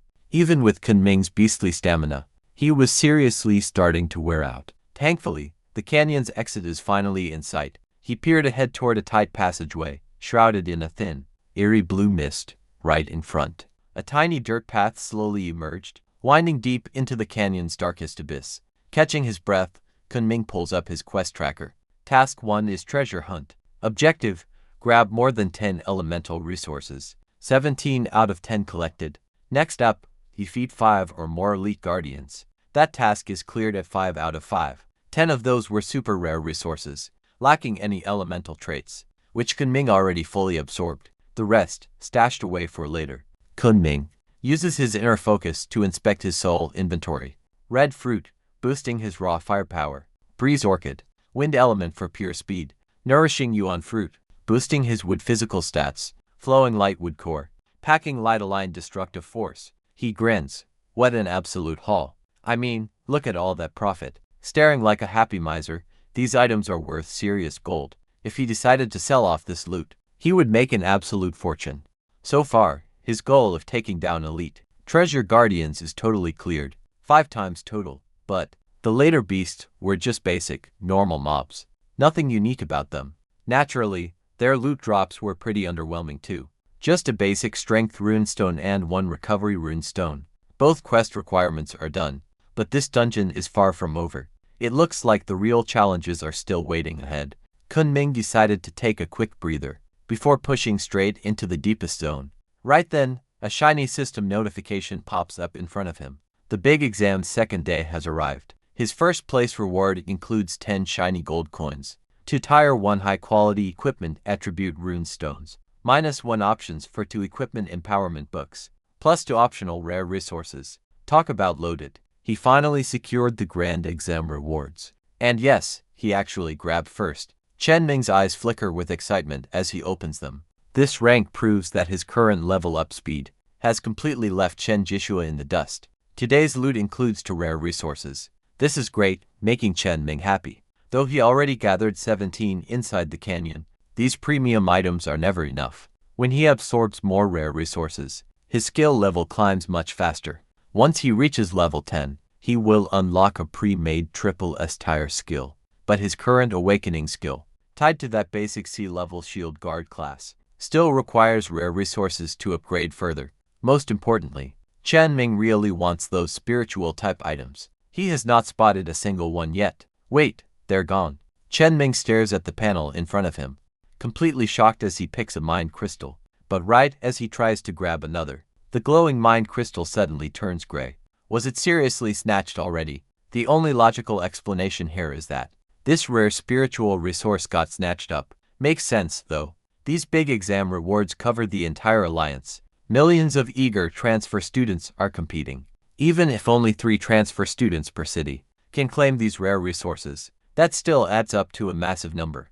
Of all the rare resources offered, only that mind crystal belongs to the spiritual type. Clearly, everyone knows how incredibly valuable these spiritual items are, and they all rush to grab it. Honestly, that is completely expected. The guys ranking in the top 3 of each city are almost always absolute geniuses with some serious pride. They all want to awaken stronger abilities. Mind-based skills are a massive temptation. Most people can never unlock this power. But honestly, who wouldn't want a power that broken? Even so, Chun Ming still felt a bit let down. Still, those mind crystals he got were a bit stingy.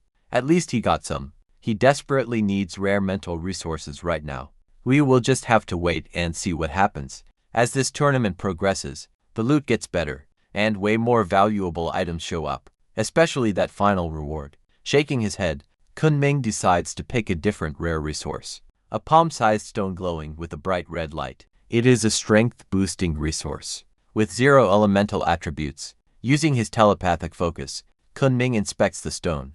Its quality matches those rare items. He grabbed back in Canyon Strength 1. After absorbing the energy, Chun Ming starts picking gear and skill books. Right now, he is rocking a basic common sword with fine-grade armor and swift boots. Time to pump up his defense stats. After a quick thought, Chun Ming decides to go for high-tier gear, focused on sheer survival. The stat buff from his standard sword had already hit its absolute limit of 10. To get any stronger, he absolutely has to upgrade his equipment. Plus, health recovery is crucial for him. Recovery bracelet, 75 recovery. Instant heal recovery, a passive gear ability when his health drops under 50%. 50% recovery triggers. Lasts 1 hour with a 1-hour cooldown. Equipped. Now he gears up. Chun Ming starts picking strength gear. Shattered rock blade, 15 strength, while choosing a strength enhancement book. But look, he spots a gem. Bloodthirst strength, an active weapon skill. 50% strength, minus 50%. Defense, lasting 1 hour with a matching cooldown. A warning for players. Chun Ming's eyes immediately light up. This buff, it is basically a risky, double-edged sword. Physical stats are pretty critical for any active class, as they directly affect your actual life force. To boost attack power, some might sacrifice defense and take more damage, but regular players would never risk that, which is why the description on this enchantment book warns about the minus 50% defense in red, screaming at players to be extremely careful. But Chun Ming, completely different. Seeing that minus 50% defense, he just smiles innocently. His defense stat is an absolute cheat code. Actually, crazy, right? He literally doesn't even have a defense stat. This skill is amazing. This buff was made for me. Chun Ming immediately locks it in. This powerful book. Confirm. Do you want to apply this enhancement? System warning. This comes with a heavy debuff. Confirm. A debuff that doesn't even exist. If I don't have the stat, what is there to reduce? Even if you slash it by 100%, it won't affect me at all. Chun Ming slaps the upgrade onto his shattered rock blade. Ding. The second the buff fuses, the cracked blade starts shaking. Suddenly, a glowing blood, a strange red pattern starts spreading right from the blade's tip. Gradually, it takes over the entire edge. It looks like some kind of dark magic. Chun Ming mutters, picking up the shattered stone weapon. He inspects the blade closely, turning it over. Still, he feels absolutely nothing special. Maybe the actual effect only activates during a real fight. While activating his bloodthirst skill, Chun Ming wants to test this effect out. But wait, he stops. That cooldown is a whole hour. That is pretty long, but the buff also lasts an hour, so it balances out. After testing the weapon's feel, Chun Ming stores it away in his inventory. Next, he pulls out his main reward. A tiny spirit crystal, barely the size of his fingernail. It is nowhere near the scale of other rare resources. Chun Ming closes his eyes, focusing deeply, directing his mental energy to absorb the crystal. In less than a single minute, the crystal in his hand shatters into a grayish, brownish powder. Still, his mental stats do not budge. Chun Ming frowns. Counting the spirit crystal he got yesterday, He has absorbed to mental resources now, and yet, he hasn't gained even a single point of mental strength. Normally, rare resources, whether from exams or found deep in the canyon, usually give a solid stat boost after just one absorption. It isn't that Chun Ming is desperately craving this stat boost. He just feels like he is making zero progress. None at all. No sense of improvement even after using 2 resources. Honestly, it feels like playing around, like throwing a drop into an ocean. He isn't quite sure if it is because his current energy is too low, or if mental stats are just naturally hard to increase. After all, this is only 2 days worth of rewards. Even if he hoards a whole month of resources from the grand exam, it still might not significantly upgrade his awakening skills. No, he needs to find another way. He realized relying on exam rewards just won't cut it. Chun Ming still needs to fill his mental pool. He started the process, but looking at it now, even a month after this major exam finishes, he might not even scrape together enough for a tiny pond. No wonder regular people struggle so much to awaken. With mental skills, gathering resources is a total nightmare, and the progress is painfully slow compared to other skill paths. This is a brutally steep climb. After resting up, Chun Ming pushes forward again. He makes his way toward the canyon's final zone. He steps into a narrow passage choked with thick fog, where visibility drops to almost zero. The mist is incredibly heavy. He can literally feel the wet moisture in the air with every breath. If a fight starts here, relying on vision alone will put him at a massive disadvantage. He notes, the thick white soup makes seeing anything almost impossible, and you can't just blow it away. If Chun Ming didn't have his mental strength sitting over 20, boosting his sensory detection skills, he'd easily end up completely lost in here. Wait, he senses something ahead. He peers forward, noticing the fog shifting strangely. His mental radar picks up a massive energy signature. Following that signal, he reaches the source. To the naked eye, it's just a small dirt mound. It looks exactly like an ordinary pile of earth. But when Chun Ming activates his telepathic scan, what he finds is absolutely insane. Hovering over the dirt slope is a layer of warped air, shimmering like heat waves under an intense sun. As Chun Ming gets closer, he feels the sudden warmth. It hits his face like a blast of hot air. He scrambles up the slope to take a closer look. Right at the peak, there's a small opening. The inner walls are completely smooth and polished, almost like they were professionally crafted. A dense cloud of energy swirls around something hidden. Something is definitely waiting there. Chun Ming was absolutely thrilled. Just looking at it, he knew this was pretty unusual. He sent his mental strength out to probe the cloud, desperate to see what was actually hidden inside. Chun Ming's eyes widened, a rare mental resource. Right inside the energy cloud was a strange, pale white flame, with a blue tail flame dancing at the top. Though it wasn't even a physical object, Chun Ming could easily feel the raw power inside. It felt just like the mind crystal. Seriously, this was on a whole new level. This tiny blue flame held a massive amount of pure, overwhelming energy. Chun Ming estimated that its mental energy inside was at least 10 times stronger than the mind crystal. I never expected such a late dungeon surprise, Chun Ming thought, looking quite pleased. Just as he was about to reach his hand out, suddenly, a wave of danger hit him. The next second, a strange, faint fluttering sensation gripped his chest, but the feeling quickly vanished. -1 mental damage. Chun Ming was shocked. This was the first time he'd ever taken mental damage. He quickly spotted the attacker. It was a spooky, ghostly fire lurking deep inside the mist. A level 8 flame spirit, fire control and mental piercing. A powerful, bizarre beast born directly from the flames. Naturally gifted with some seriously strong mental power. Once someone reaches 20% mental strength, they awaken their own mental skills. And this beast has clearly already awakened its own skill. Absolutely wild. It's basically a dual cultivator of magic and martial arts. In the world of strange beasts, this creature is likely considered quite talented. Chun Ming slowly drew his broken rock dagger, his eyes shining. Perfect. He wanted to test out his new bloodthirsty empowerment in midair. The flame spirit had already charged straight forward, moving unbelievably fast, its long tail flame trailing behind, slicing right through thick fog. As it lunged at Chun Ming with brutal power, while massive fireballs suddenly gathered all around it, lighting up the entire canyon in flames. Fire was clearly this monster's go-to element. This attack was both incredibly powerful and terrifying to watch, leaving most fighters too scared to even get close. Unfortunately, they picked the wrong opponent. -1, -1. Chun Ming didn't even care about the flames, nearly covering his entire body, keeping his eyes locked straight ahead. Then he unleashed a massive slash at the flame spirit, delivering a brutal strike, -60. His sword strike was clean and sharp. Poof! His sword sliced straight through the flames in front of him, hitting the flame spirit directly. A scorching wave of hot energy surged up, making the flame spirit furious. It quickly pulled back, its fire burning fiercely. This human doesn't play by the usual rules. His defense stat is actually quite high. Chun Ming frowned slightly after his attack. If this were just a normal level 8 beast, with his current raw power, he could easily defeat it. But this flame spirit was way stronger than a normal beast, boasting dual skills. It might have actually reached level 10 beast status. This wasn't just a simple 5-level jump anymore. This is where things get seriously dangerous. And even worse, this flame spirit possessed mental attack abilities. Compared to his physical stats, his mental defense is way lower.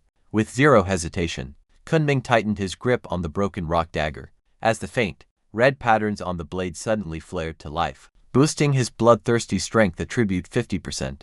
This massive power-up made Chun Ming feel a violent surge of power inside him. But in the very next second, another strange energy surged, flowing from the broken rock knife in his hand. A faint blood energy drifted from the long sword, wrapping tightly around Chun Ming's palm. He instinctively knew this was some sort of force, meant to weaken him, but absolutely nothing happened. This weakening aura of blood energy slowly crept up Chun Ming's entire arm, looking almost as if it was lost in confusion. Finally, the energy seeped right into his body, just like a single drop in the vast ocean. It caused absolutely no ripple at all. The debuff, totally useless. Suddenly, a massive wave of heat hit him. The flame spirit launched another attack at him. A massive fireball several meters wide came crashing down, its bright flames almost cutting the fog. The entire dark canyon lit up at the exact same time. High above its blazing body, two glowing, eerie eyes suddenly materialized, shining faintly. A beam of dark light shot toward Chun Ming instantly, targeting both his body and his mind. A double attack as the giant fireball roared from above, looking like a literal sea of fire rushing toward Chun Ming. And right on cue, that heavy dread returns. Yet Chun Ming stood his ground, boldly charging straight into the danger zone. His only real target was the true body of that spirit. -1, -1. Mental damage. Then, the massive fireball exploded with a bang, completely engulfing Chun Ming. The flames burst outward like a blooming flower, blasting in every direction, heating the surrounding rocks red hot. Seeing its devastating blast swallow the human below, the flame spirit let out a series of screeching sounds. Its mocking laughter echoed through the canyon. Foolish human, actually trying to face its attack head-on. But get ready, because the monster is about to lose it. Because as the flames cleared, the warrior holding the long sword was still there, standing totally unharmed. Wrapped in that faint blood energy, he walked right through the wall of fire, ignoring the flames scorching near his face. A fire powerful enough to melt rocks. It does absolutely nothing, -90. While the flame spirit stands stunned, Chun Ming strikes without warning. In his bloodthirsty state, he radiates a truly terrifying aura, charging ahead with zero hesitation. -90. His crimson blade slices into the flame spirit, tearing apart its fiery body, scattering sparks.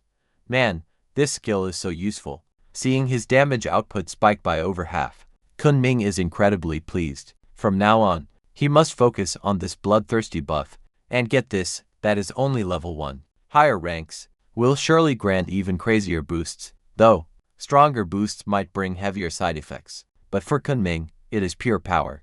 It feels incredibly satisfying. Suddenly, a strange vibration echoes nearby. Chun Ming feels his head grow fuzzy, and his vision blurs for a second. But quickly, he shakes it off and his eyes clear.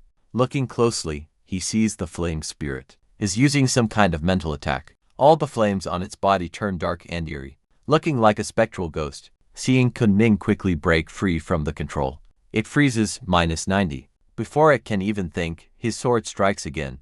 The flame spirit is absolutely furious. It holds nothing back, launching its strongest attack. A mental spike, a dark, sharp spike forged from a strange glow. It instantly materializes right in front of Chun Ming, completely defying the distance. The spike plunges straight into his forehead, without any obstacle, -1 mental damage. It lands. Seeing this, The flame spirit is completely overjoyed. This human was about to have a total mental breakdown and turn into a useless joke. But instead, it met a simple, straightforward strike, clink. The fierce flame spirit let out a completely furious howl. What is wrong here? Physical attacks failed, and now its mental attacks are failing him too. A human transmute is not fragile, breaking at the slightest touch. Wait, did damage double? Seeing that double damage, Chun Ming was pretty confused. Did he somehow strike the exact weak spot of this extremely strange beast? He stared at the spirit, its fiery body fading. It was not nearly as active as it was, looking wilted after using that mental skill, which clearly used up way too much mental energy. It totally drained him. Seeing this, Chun Ming quickly sped up his strikes. -180, then -1, -180. 1 mental damage, snick. -180, monster killed. Level 8 reached. 200 experience, and he obtained a beast core. He also obtained 2 power runes, plus 1 mental rune and a level 1 crystal. Another crystal and another mental rune. Chun Ming's face lit up with absolutely pure joy. Look at that, 2 level 1 crystals. Once at level 10, he can directly upgrade both his current gear pieces to level 2 without having to buy any new level 2 gear. This flame spirit beast core seems pretty special, right? Looking closely at the core in hand, Chun Ming started thinking, since it is a strange beast with mental skills, so its beast core must be quite unusual indeed. Like crafting mental energy gear, which requires this exact kind of core, this cannot be sold cheaply. Chun Ming quietly muttered to himself. Or he could simply donate the core to the guild, not to mention paying huge fees to commission mental gear. In the ordinary markets, mental gear is incredibly rare, and finding those mental runes is almost impossible. If Chun Ming actually wants the guild to forge his gear, he is going to need a mountain of rare runes. Hunting down strange beasts for these runes is pretty unrealistic, especially since mental type beasts are already extremely rare. And even if he slays one, the drop rate is terrible. Scrapping them together could take him a lifetime. Stashing the beast core, Chun Ming upgrades his broken rock knife with strength runes, bringing strength to 17. Taking a deep breath right now, Chun Ming looks over at the hill. His real target was still waiting there. Those rare mental resources. Chun Ming quickly heads up the slope, searching for that smooth wall in the center. The cyan flame is still burning quietly there. Inside a thick gas cloud, it flickers softly, looking just like an oil lamp. The legendary Sanyan flowing fire. A mental type treasure with a cool name. A pretty cool name, but will its actual power live up to that name?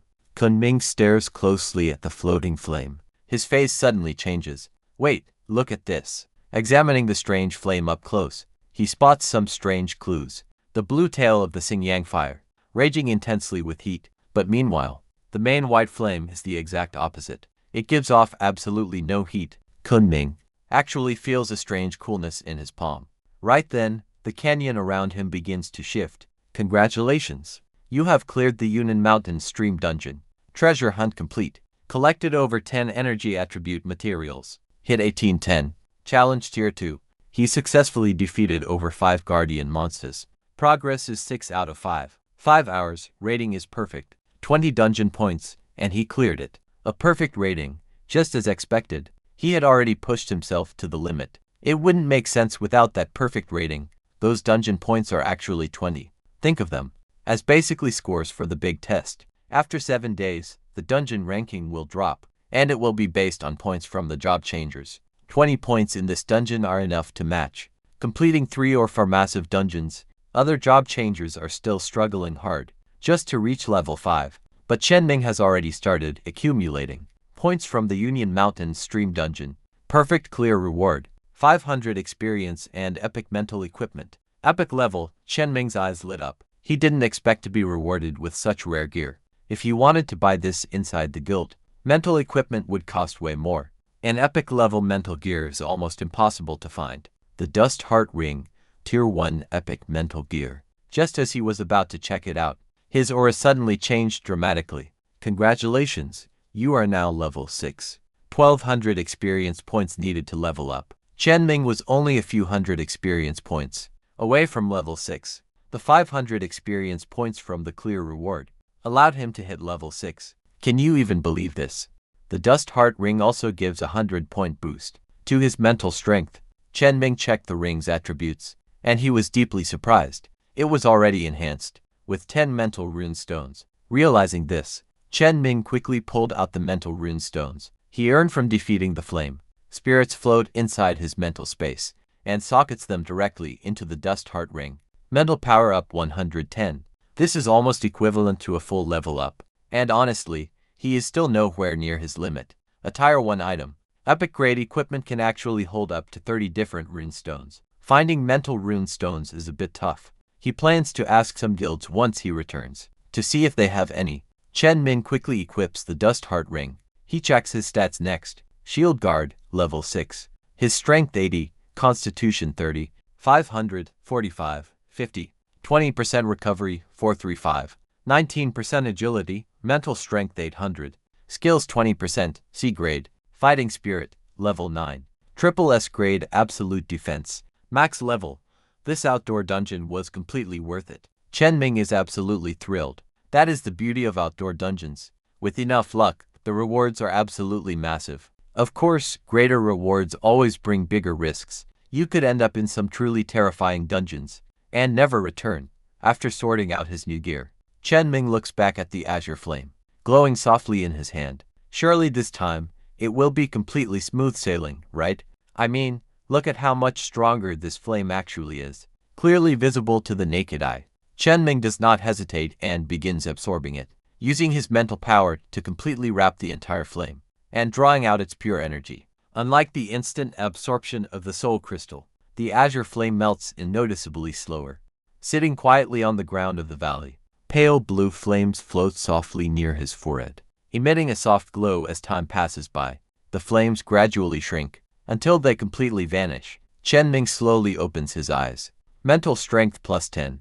Sure enough, these items are on totally different levels. He also absorbed the spirit crystal, but it did absolutely nothing to boost his mental strength, leaving him quite disappointed.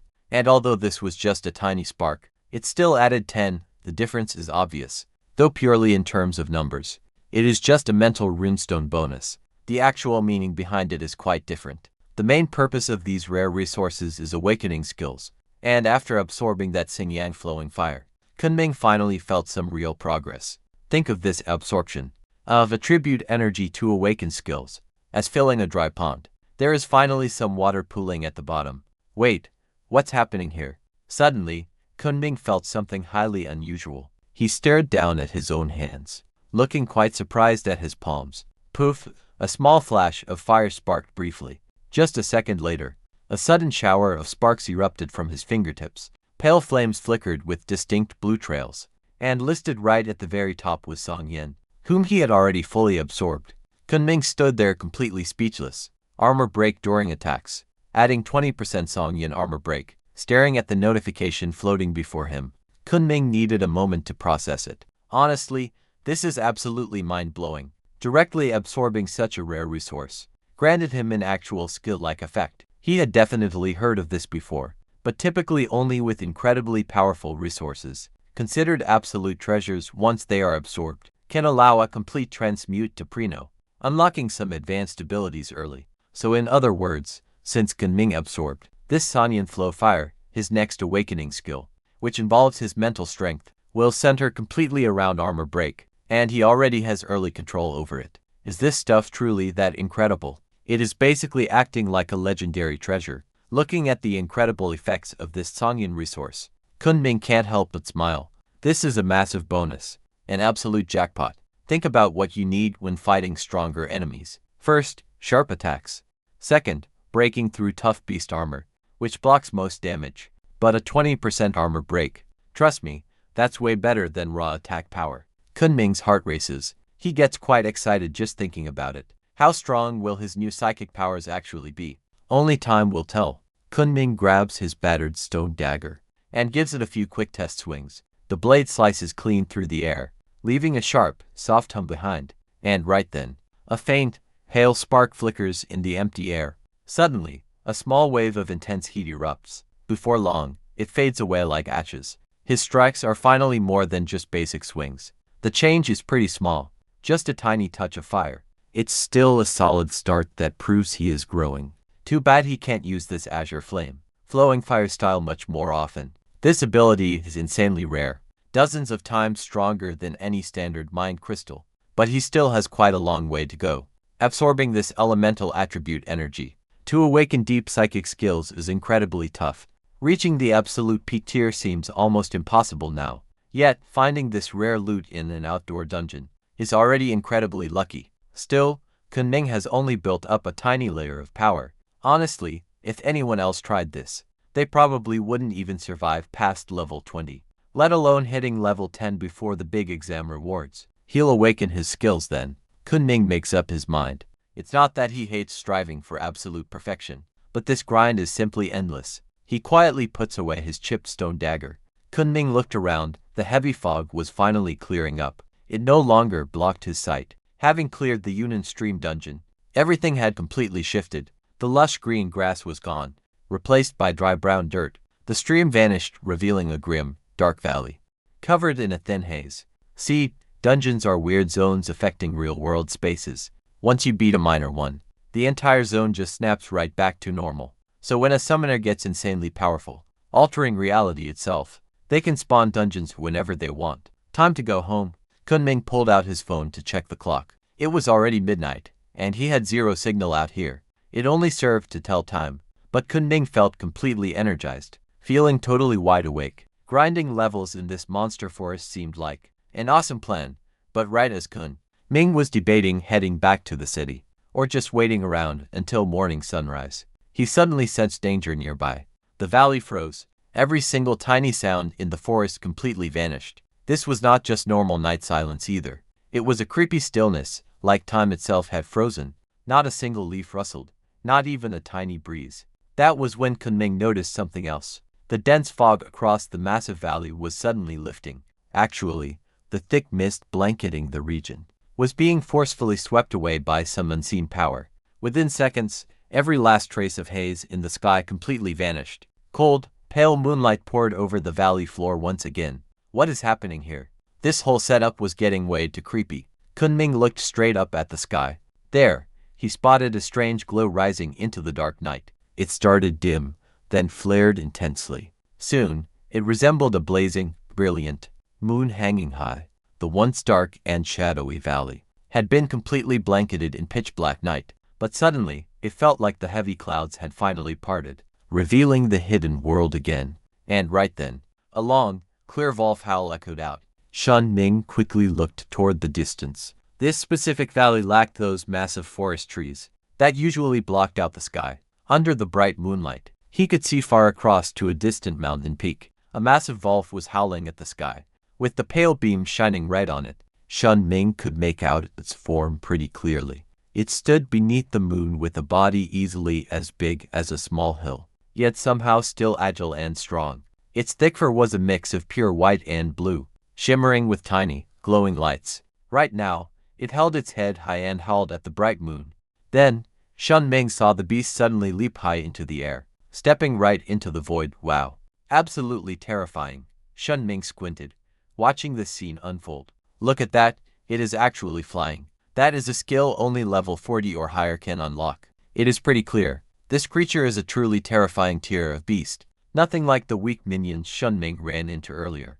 But he is also pretty confused. Why on earth would such a high-level beast show up here? Although Chun Ming is now quite deep inside this territory, he is still only lingering on the very outskirts of the beast forest. Disaster-level beasts are usually only found deep inside, extremely rare near human homes. They probably would not even appear in level 1 beast forests. Suddenly, before he can think any further, he hears that giant wolf howl once again. It is standing high in the night sky, shining so brightly under the moonlight, almost glowing. Why are you howling so late at night? Chun Ming mutters quietly. He is not in the mood to watch wolves howl at midnight, ready to leave this quiet valley behind. But then check this out. He senses something strange and stops in surprise. What is this? Chun Ming looks up. He suddenly sees that giant wolf opening its mouth incredibly wide, slowly swallowing the moonlight bit by bit, while its thick fur flutters wildly, exhaling frosty white mist. A scorching heat begins rising from the valley, growing stronger every second. Finally, the night sky starts rippling with intense heat waves, forming swirling pale fire. Chun Ming's eyes widen in absolute shock. He looks up to see pale flames forming, into a massive sea of fire overhead. A truly spectacular sight right in the center. A fiery vortex spins, and right inside is that giant valve. Above the fire, several embers rain down from the sky like liquid fire, and one is heading straight toward Chun Ming. Imagine seeing this. A crazy theory starts forming in Chun Ming's mind, and sure enough, that pale spark strikes a dirt hill. The burning heat wave hits him instantly, so that is how the blue flow fire is made. Chun Ming is completely blown away. He quickly rushes over to inspect the mound, and notices that the once bare hill is now dancing with glowing embers again, though the flames are much smaller than before. Not nearly enough to be considered a real resource. It clearly needs way more time to build, before it can fully mature. But this already explains the whole situation clearly. This incredibly rare resource is actually renewable. If this secret ever gets out, it will trigger a massive greedy war. But right now, Chun Ming is elsewhere entirely. His breathing grows heavy, as he slowly turns his head, gazing back at the giant valve. Just a single ray of light, falling down from that burning sky sea, was enough to seed a stream of blue fire. Behind that giant beast, lies a vast field saturated with moonlight and dense blue fire. Just imagine if he takes it all. Chun Ming's heart races. Instinctively, he swallows hard. He forces himself to remain calm. This massive valve is easily at least a level 40. A supernatural beast he absolutely cannot fight. His only option is to sneak around. There is also one person he does not recognize. Yet that unknown man stands right at the front. Chun Ming is shocked. All the Yunhai City principals have gathered here. They must have been drawn by the commotion, which makes total sense. A level 40 beast lurking outside the city. That is incredibly dangerous. Just imagine, one mistake and the city gets wiped. As the elite senior transmutes protecting all of Yunhai, these principals have a duty to protect their home. Meanwhile, high up on the distant mountain peaks, several figures riding a giant metal crow look up into the dark night sky, watching that massive valve swallow the moon, swallowing the moon with tense expressions. Have you guys been in Yunhai City? Without noticing a thing, a raspy voice asks, dripping with suspicion. The three principals look down silently, unable to speak. They never expected to actually find a level 49 moonlight valve king right outside the city. Not their fault, really, since they are not level 49, so missing it is totally normal. But they also feel pretty relieved right now. If the city inspector had not arrived here completely by chance and spotted the weird activity tonight, they would be completely clueless. Imagine having a massive beast king right outside your gates. Humans, get out. Suddenly, an angry voice roars through the valley. The massive valve, which was just absorbing moonlight in the sky, suddenly freezes in place. Its glowing eyes, bright as moons, lock onto the inspectors. The beast actually speaks human tongue. Leave our territory, humans. I have zero interest. It clearly understood what the inspector wanted, and your business is none of my concern. Out of the metal crow's beak, a freezing mechanical voice rang out. Its metallic eyes locked onto the massive valve, slowly speaking the name, Moonlight Valve King, a resident of the level to Monster Forest. North Abyss leader of the wolves. It was pretty obvious this valve was no local. A level to beast king from a faraway forest had made the massive journey to the outskirts of a city, and honestly, something felt way off, no matter how you look at it. This is why the inspector showed up, high above. Hearing his identity get called out like that, the massive valve snarled and bared his fangs. Despicable humans, he spat. The metal crow stared right back at him, and the air turned heavy with tension. Up in the dark sky, the pale flames boiled, mixing with the bright, swirling moonlight, like a raging storm. But look closely at them. Right then, the school principals finally noticed the weird energy swirling in the sky. That elemental force was incredibly strong. They first assumed it was his power, but taking a closer look changed everything. This stuff was packed with unbelievable energy. In fact, these pale glowing flames were incredibly rare resources. The three of them exchanged looks, completely unable to hide their shock. The principal of the fifth school stepped forward, drawing a small thread of fire toward him. This is good stuff, he gasped, eyes shining. The sheer volume of pure power in that fire was enough to make him greedy. You dare seek death, human? That stunt completely pushed the Valve King over the edge. Just watch as his massive body swells even bigger. 50 meters, then 100, turning him into an absolutely colossal, terrifying beast. Towering at 500 meters, this was his true original size. A true giant Valve King, completely terrifying. The Moon Valve King howls with fury, Raising his head, white flames burning, and bright moonlight surges violently around his body, condensing quickly into countless sharp, flowing blades. These fire blades, carrying moonlight, pour down just like heavy rain, a searing hot aura sweeping across the entire valley. The blazing fire blades slice clean through the night sky, aiming directly at the four inspectors. Check this out. The principals instinctively gulp hard. They quickly back away, desperately trying to avoid getting dragged in. Even as level 40 experts, they know their limits. Fighting this giant Volf is no easy task. Above level 40, even a single level difference is massive. Plus, this Moon Volf King is an absolute monster. He is fully matured, completely unlike any ordinary beasts they have faced. This fight belongs to the inspectors alone. The others can only offer support from the sidelines. Brace yourself, the real clash starts now. Suddenly, the metal crow spreads its wings, glowing golden as it hovers high. As it flaps them, a powerful storm violently erupts, accompanied by thunderous roars. Wind and lightning violently intertwine, shredding those incoming blazing moonlight blades. The terrifying aftershocks send violent tremors through the canyon. Meanwhile, beneath that spectacular battle in the night sky, a sneaky figure has already arrived, at a different part of the valley, right behind the massive Moon Volf King. Wow, this is like a battle of gods, Chun Ming Yuan mutters, watching from afar.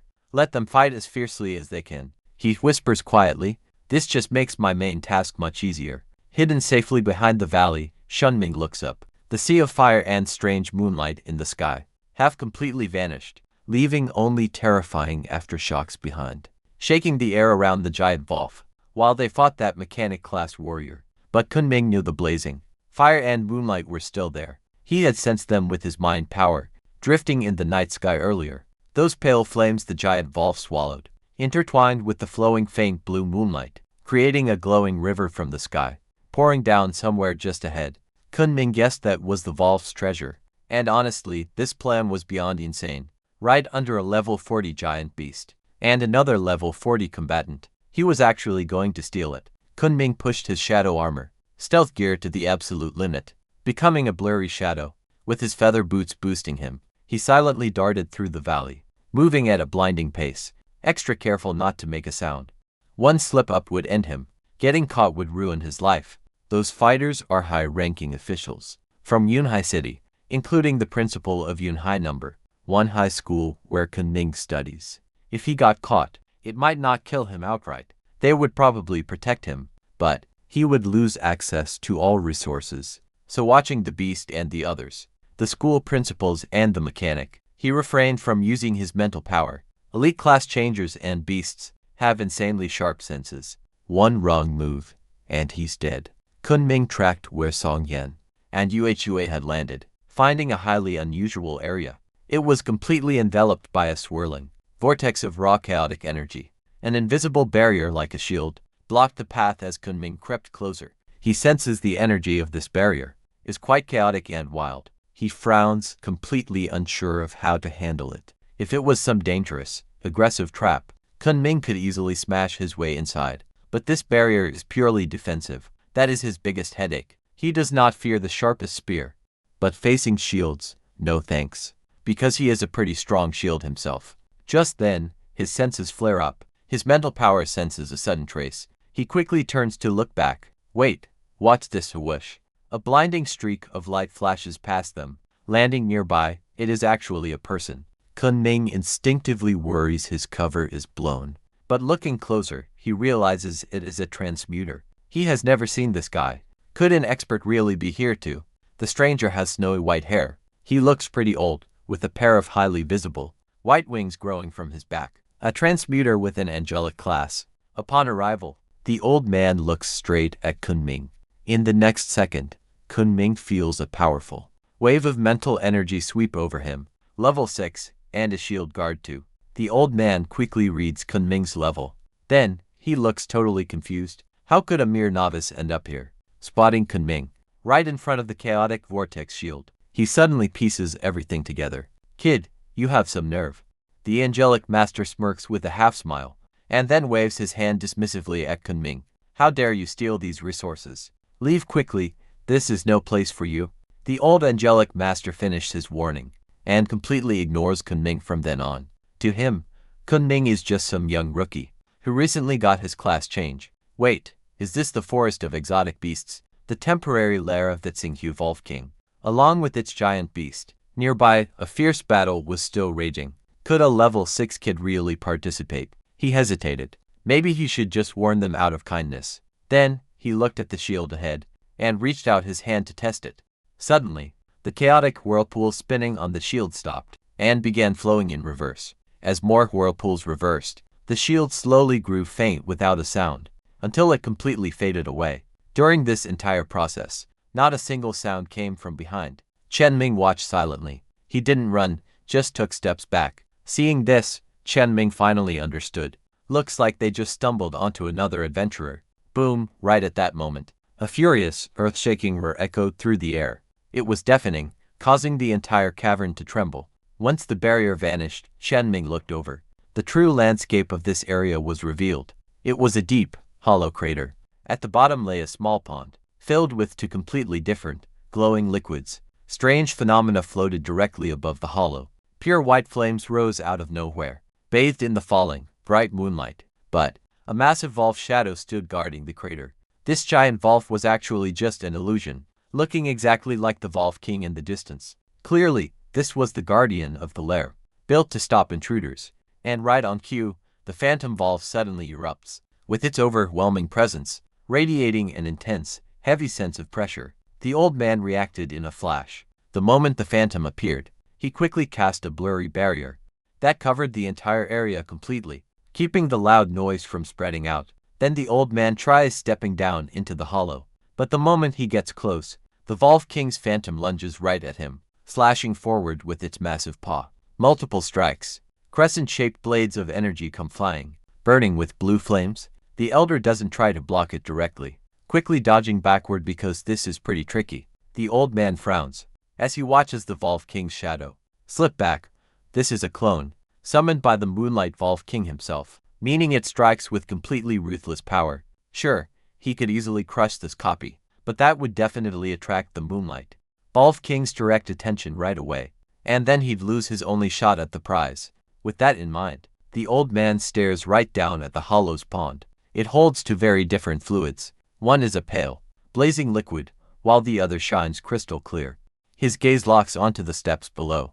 Are you after that moonlight resource? Just as the elder starts hesitating, a calm, steady voice speaks up from behind. Spinning around, he spots that same rookie player from earlier. You haven't left yet.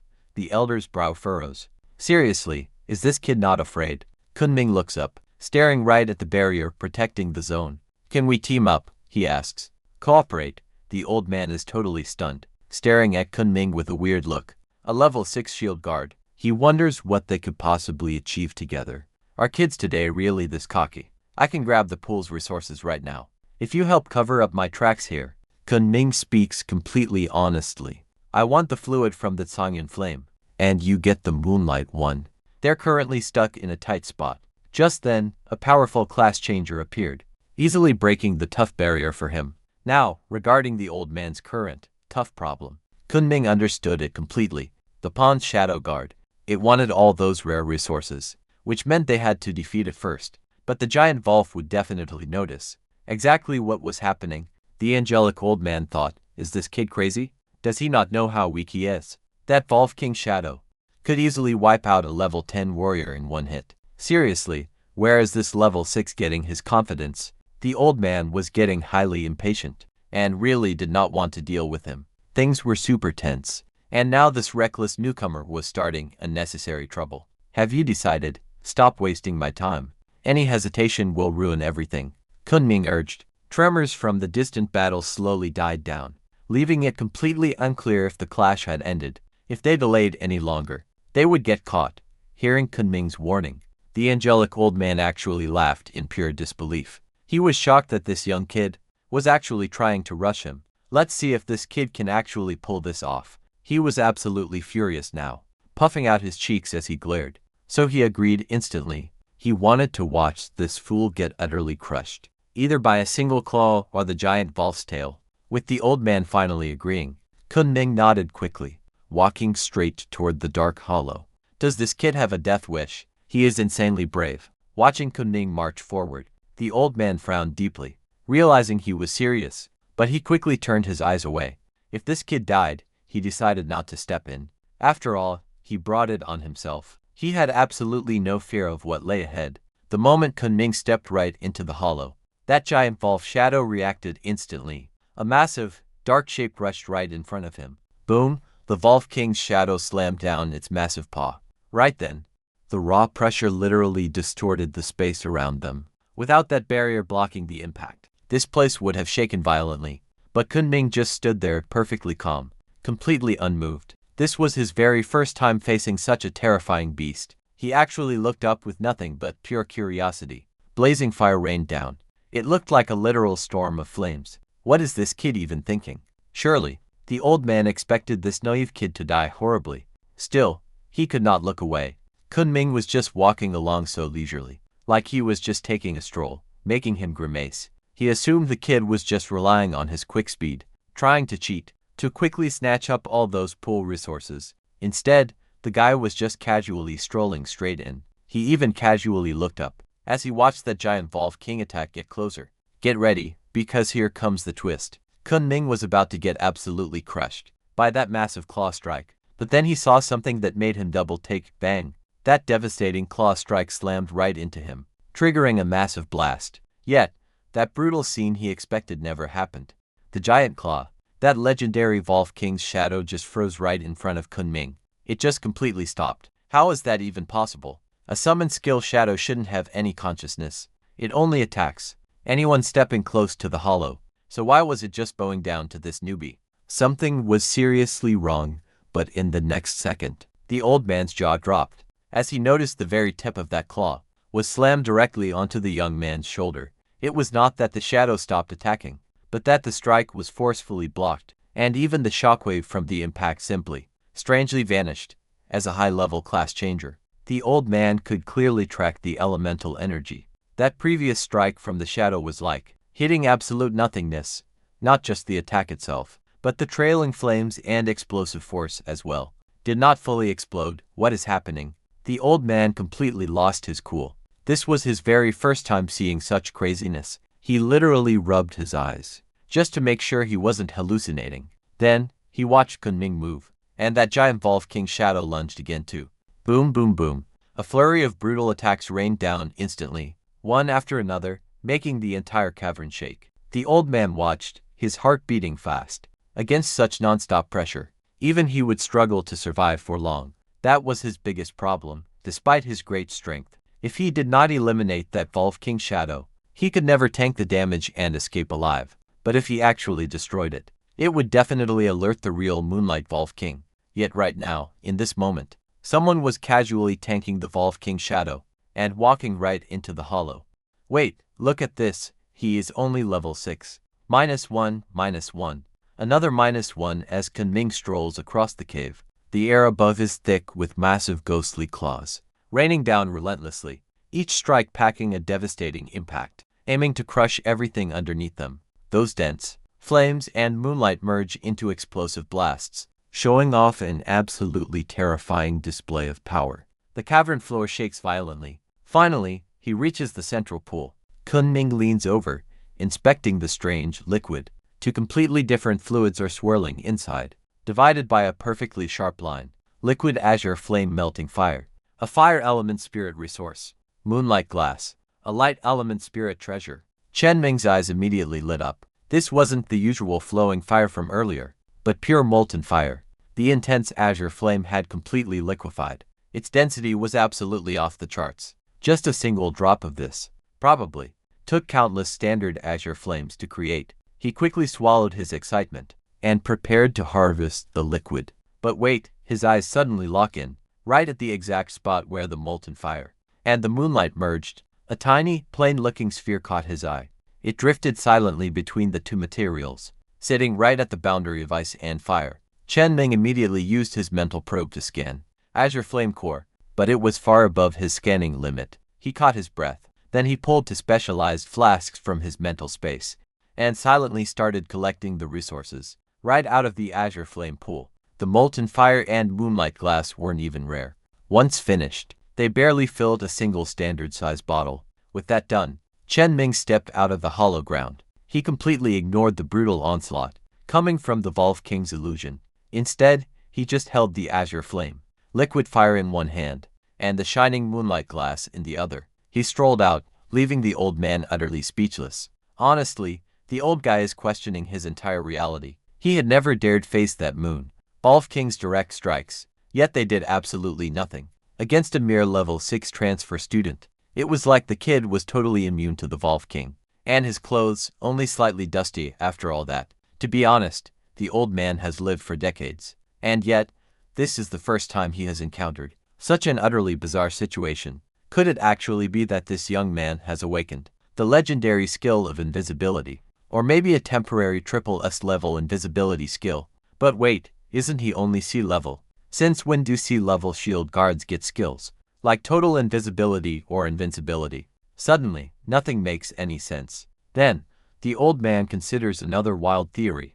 Right then, Chun Ming already pulled out the azure flame, the molten fire and moonlight glass. True to his word, Chun Ming is straightforward, directly handing over the moonlight glass. All prearranged. He knew this moonlight glass was incredibly rare, just as valuable as that legendary azure flame.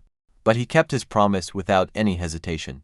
Securing the molten fire was already a huge win. Plus, the properties of these moonlight resources clearly do not match the intense azure flame, since he already absorbed the azure flame. Keeping the moonlight glass was basically pointless, unless he saved it for a future breakthrough. At 40% mental strength to awaken a skill, the old man takes the bottle from Chun Ming, staring at the sparkling moonlight glass, with silver light swirling inside. Honestly, even the old man thinks this is totally unreal. He instinctively glances back at the azure flame, the molten fire resting in Chun Ming's hand. Next second, Chun Ming raises the bottle, tilts his head back, and downs the azure flame. Molten fire in a single gulp. Just look at the old man, he is absolutely speechless. Sure, the azure flame molten fire is a resource transmuters are supposed to absorb, but you definitely do not drink it. Aside from the massive, overwhelming energy inside, this is pure, condensed fire. What is the difference between drinking that and swallowing straight lava? And he downed it all. Is he seriously not worried that his insides are gonna get completely burned to ashes? But the old man just lets out a massive, thunderous burp. Chun Ming can actually feel the boiling heat rushing over him. What a crazy move. Chun Ming just rubs his stomach, feeling a deep warmth. He chose to chug down the Sanyang melt fire right away. Honestly, his reasoning here is actually pretty smart. First, he already has the item. Though he feels like this old angel expert isn't really a bad guy, he still needs to stay quite cautious. He isn't worried about some sudden backstab from the elder, but losing his hard-earned loot is a different story. If the old man decided to rob him, he has no way of stopping him, so he just downs it right in front of his face. He doesn't hesitate for a second. He just felt a strong gut connection. Kid, you are pretty bold. The old elder finally realizes exactly what Chun Ming is pulling here. Then he turns around to look up at the dark sky. Everything is set. We need to leave fast. Without waiting, he grabs Chun Ming's shoulder. A white light bursts around them, forming a clear barrier to protect them both. Massive white wings suddenly materialize, radiating pure light. In a flash, they transform into a beam of light, blasting straight out of the valley, rocketing toward the beast forest. Meanwhile, look at what's happening on the other side. The clash between the Moon Wolf King and the Metal Crow has finally ended. High-tier fights like this never end quickly. In most cases, they are just feeling out each other's power. Since the legendary Moon Wolf King and the Inspector don't really have deep-seated grudges, they basically fought until they hit a complete draw. If either of them pushed too hard, a massive war would break out, and that would be impossible to contain. Moon Wolf King, are you finally ready to talk seriously now? The inspector stood calmly with hands behind his back, quietly staring up at the night sky. Unreal, this Moon Wolf King was huge, throwing a massive shadow in the dark, radiating a pretty terrifying aura of power. Human, we have absolutely nothing to discuss. But then, those glowing beast eyes suddenly flashed. It quickly whipped its head around, looking behind it. The very next second, that giant form moved. Instantly, crossing the wide valley at some seriously unbelievable speed, it suddenly landed right above the deep hollow, glaring down immediately, directing its gaze toward the hollow. Seeing that the protective cover was completely gone, its golden eyes practically burned with raw fury. but it felt somewhat relieved seeing its elite shadow soldier still standing guard over the entrance. But get this, the second it goes to check, its whole body froze, everything was gone. The pond was bone dry. How? A devastating roar echoed across the mountain valley. The giant beast was losing its mind. It was all gone, every last bit. Not a single drop remained. Who dared do this? That roaring voice shook the entire forest like thunder. Meanwhile, watching the massive Wolf King suddenly sprint off, the principals finally breathed. Seriously, this Wolf King is easily above level 50. Without the skilled patrol officer guarding them, these leaders from Yunhai City would have been wiped out in seconds. We have to stay extremely alert. A high-level monster appearing right here, near our borders, is incredibly dangerous for everyone. Principal Zhang from High School Number 1 said gravely, addressing his concerns directly to the officer. Given the city's current average power, taking down this giant beast is virtually impossible. They would need major backup from high-ranking elites. The principals of schools 3 and 5 silently nodded in agreement with his grim warning. I will report this back to the Alliance, demanding backup to protect Yunhai City. The patrol officer quickly tells them he promises to stay for now, keeping that monstrous Wolf King from causing any chaos. But tell me, what do you actually know about this hollow zone? The officer suddenly pivots, catching them off guard, confronting the three principals. He had felt a deep, unsettling vibe since he first arrived. This place was definitely not a normal zone. Plus, the Moon Wolf King showing up here was more than enough.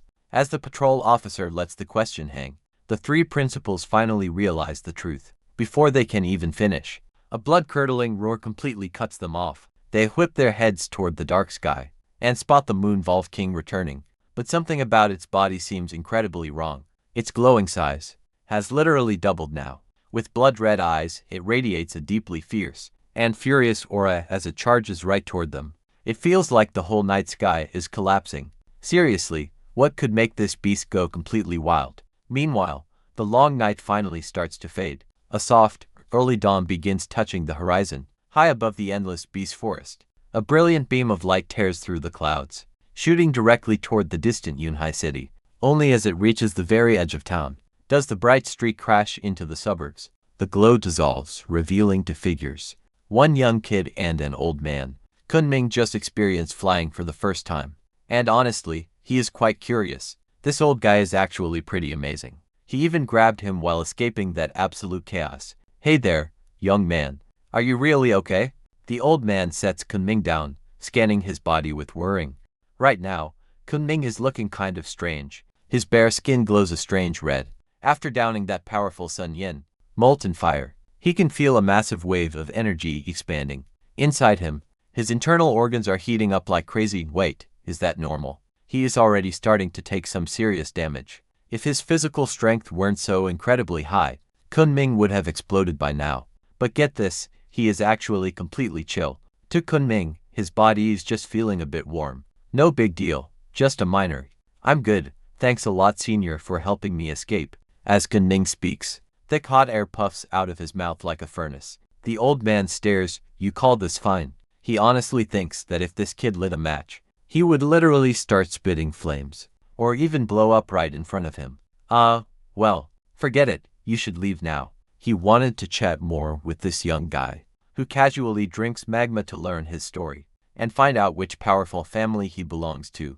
But seeing how ridiculously close he was to exploding, he held back. Humans aren't like beast creatures. Human bodies are just too fragile, and simply cannot digest elements packed with active energy. Only through slow, steady absorption can they transform this energy into a solid foundation to build a transmuter's core skills. Right now, this young man's only real option is to quickly absorb that blazing lava before it destroys his body completely. Otherwise, it's game over. The old man hates to imagine what goes wrong. His entire body might literally melt away. He watches Chun Ming with a complicated look, full of deep worrying. He guesses the kid must have a super rare, hidden class or some crazy dual-class transmuter. How else could he have a skill that grants temporary damage immunity? He once met a top double S-rank transmuter from China, whose invincibility lasted 5 minutes, with 99% damage reduction, pure terror. He was pretty sure this kid had a top-tier skill too. With that, the old man snapped back to reality. He pulled out a bottle of glowing, bright, blue liquid from his chest pocket, staring down at the item in his hand. Called Moonlight Glass, he flashed a relieved smile. It will definitely help him awaken a powerful mental skill later on. Meanwhile, far away, Chun Ming was making his way back to town. It was already almost 7 a.m. in the suburbs. Several groups of local transmuters were already heading straight for the safe zone outside the city walls, getting ready for their third day of leveling up. Along the way, plenty of people noticed Chun Ming. Honestly, how could anyone possibly ignore him? It was completely impossible to miss. Chun Ming was walking through the outskirts, literally glowing with a red light that turned heads everywhere. Wow, is that really Chun Ming? Is he actually coming back from outside the city? Did he really level up all night in the wild? That is insane. No wonder he is ranked first. Wait, what is up with his state? Chun Ming realized he had suddenly become quite popular. Almost everyone who passed by came over to say hello. Then, ding dong, a message arrives. Now that he was close to the city limits, his signal was finally back. Chun Ming checked his screen and saw 2 new notifications. One was a pending friend request, and the other was a quick text from Sun. Hey brother Chin, where are you right now? Literally everyone is talking about your legendary run. Chun Ming simply replied with a question mark. Next, he opened his friend requests, only to see it was from Chin Jishua. The attached note had only 2 words. Let us team up sometime. Chin Jishua had probably reached level 5 as well, meaning she was now ready to raid some dungeons. Since once a team leader hits level 5, the entire party can finally enter them together. Dungeon experience, and all the rewards are split completely even, meaning there is no difference between solo and party runs. The only difference is the final rating upon dungeon completion. So for those tougher dungeons, grouping up is way better than going solo. With a squad, clearing the dungeon is naturally much faster, and partnering with a guy like Ching Jishua, who has a double S-class profession, is incredible. Chun Ming accepts Ching Jishua's friend request. He hesitates for a second and sends a text. Something just came up, so I will have to delay our teaming up for a while. You see, Chun Ming's main focus is absorbing the internal energy of Song Yan. Ching Jishua, the melted fire, quickly replies with, Okay, brother Kun. Suddenly someone calls out nearby, and it's Sun Yang. Spotting Chun Ming from a distance, he runs over super excited. Wow, brother Kun, why are you so red? Sun Yang stares at Chun Ming's completely red body, absolutely stunned and overflowing with curiosity, scanning Chun Ming from head to toe before finally reaching out to touch Chun Ming's arm, which feels exactly like a glowing hot red iron rod. Ow. Super hot. Sun Yang blows on his burned fingers, backing away, gasping, Brother Kun, are you going through a mutation? Because Chun Ming literally looks like a walking human furnace, but Chun Ming doesn't even argue with him, asking about his actual level. What level are you at now? Level 2, haha, not as good as you, Brother Kun. Sun Yang scratches his head, feeling quite embarrassed about it. Compared to the other newly awakened class changers, his leveling speed is decent, and today he even managed to hit level 3, still ranking within the top 100 in Yunhai City. But compared to Chun Ming, that speed is just way too slow, especially with the second day of exams already here. My best friend just became the top player in Yunhai City. His crazy leveling speed easily puts SS-class players to shame. Other class changers, though, Sun Yang never said a word to Chun Ming about wanting to get carried during his grind. Even after finding out yesterday that Chun Ming wasn't teaming up with Ching Jishuai, but was actually grinding solo, he knew Kun Gu was running dungeons all alone, because the guy had his own reasons. Chun Ming just nodded, opening up his personal system interface. He says, I sent you an invite. What invitation? Sun Yang wonders, checking his screen. Ming Kun, squad leader. Chun Ming has invited you to join the party. Will you join? Chun Ming asks. He says, I have some business to handle now. Once I'm done, I'll take you straight into the dungeons to grind. He was strictly solo before, simply because his bizarre combat style demanded it. Now that dungeons are finally open, get ready. He absolutely wants to drag his adopted son along. Brother Chen, you are basically my adoptive father. Seeing that notification pop up on his screen, Sun Yang gets incredibly hyped, even though Jungu already promised him this earlier, that he would carry him through the highest tier dungeons, but actually seeing it, he is still completely thrilled. Just look at this absolute dream team. Chun Ming, leader, a C-class shield guard, Ching Jishuai, squad member, an SS-class Holy Light Angel, Sun Yang, squad member, a B-class stealth assassin. Wow. One is the undisputed top ranker in Yunhai, and the other is rank 2. He can't even imagine how fast their dungeon runs will actually be. Even if they are literally just messing around, it is going to be way faster than his solo leveling speed by a landslide. Is this the ultimate chance for Sun Yang to finally grab a piece of that sweet luck? But one nagging question was still bothering Sun Yang. Hey, by the way, Brother Kun, when did you and Qin Jishuai get together? You are seriously amazing at hiding it, even from your own brothers. Chun Ming raised an eyebrow, looking at Sun Yang with a pretty strange expression. We are just friendly partners. Where on earth did you get that idea? But honestly, Sun Yang did not buy that explanation at all. He just nodded with a knowing smirk on his face. Keep playing dumb, buddy. A crooked grin spread across his face as he teased him. Brother Kun, no need to explain it to a friend. I completely get it. Two familiar faces approached, walking over from the main city gates. It was Qin Jishuai, with Lin Wei trailing closely behind.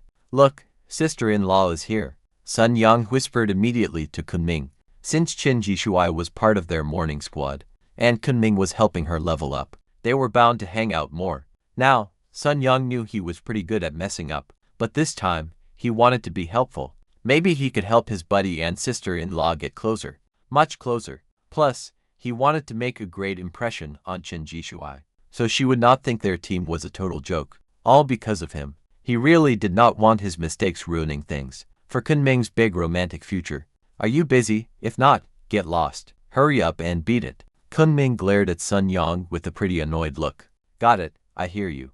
I will make space for Chun Ming and sister-in-law. Sun Yang immediately stood up and left. Before walking off, he did not forget to give Chun Ming a thumbs up to cheer him on.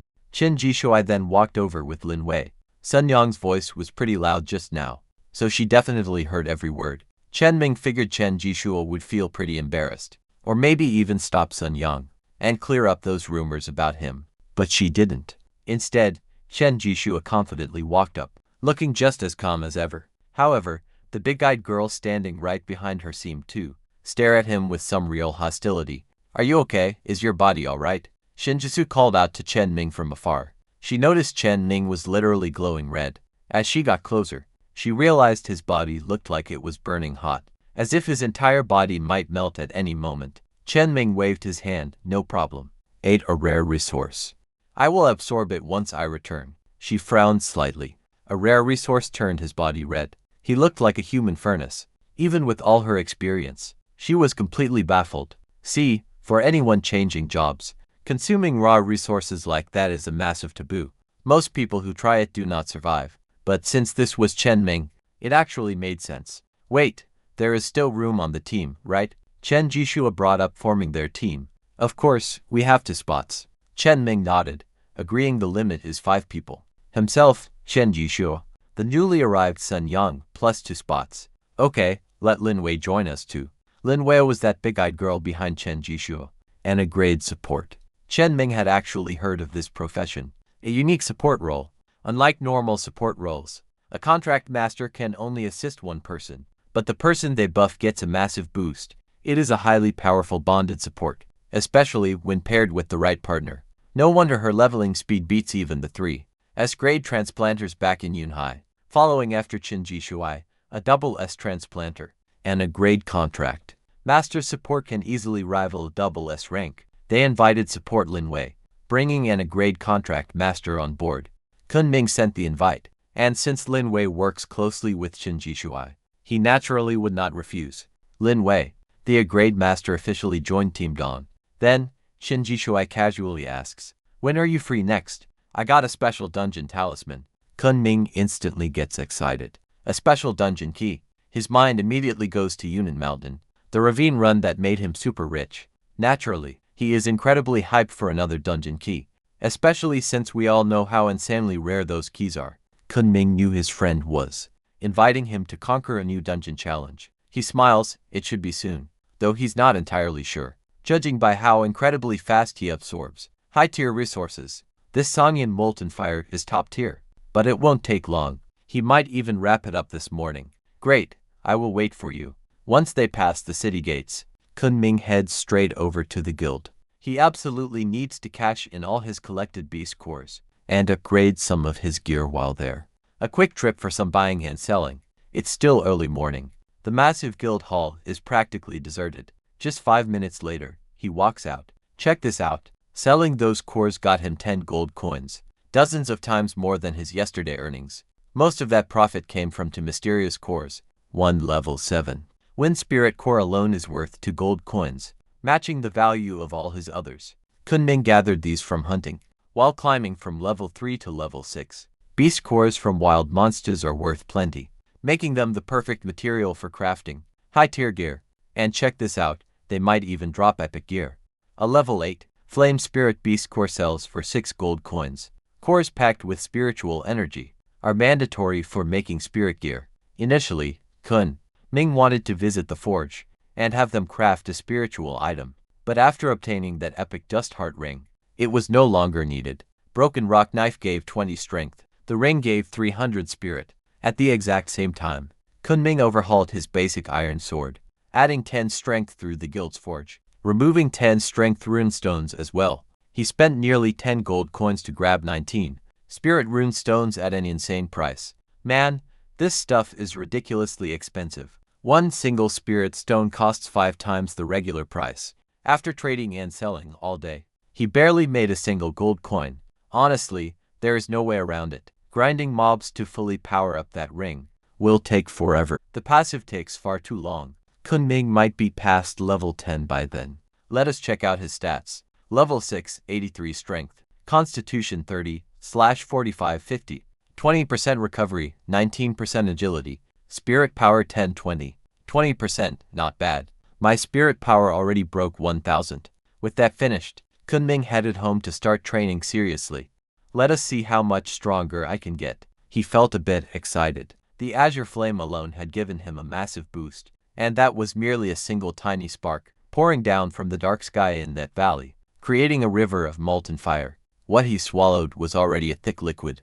Azure Flame. It was made by a giant wolf beast past level 40, drinking in strange moonlight, taking countless repetitions to make. To forge this rare resource, the gap between them must be pretty massive. If I can fill this deep pool, the one absorbing attribute energy, I will finally awaken my mental skills. Honestly, even Chun Ming is getting pretty excited here. He had already reached this point. If he still cannot perfect his absorption of attribute energy before hitting 21%, there is really no hope. So Chun Ming took a deep breath. The air inside the room was pretty hot. He could feel the energy inside his body, expanding more and more with intense heat. His body was acting like a pressure cooker, wildly compressing this raw energy. Luckily, his body could handle the pressure.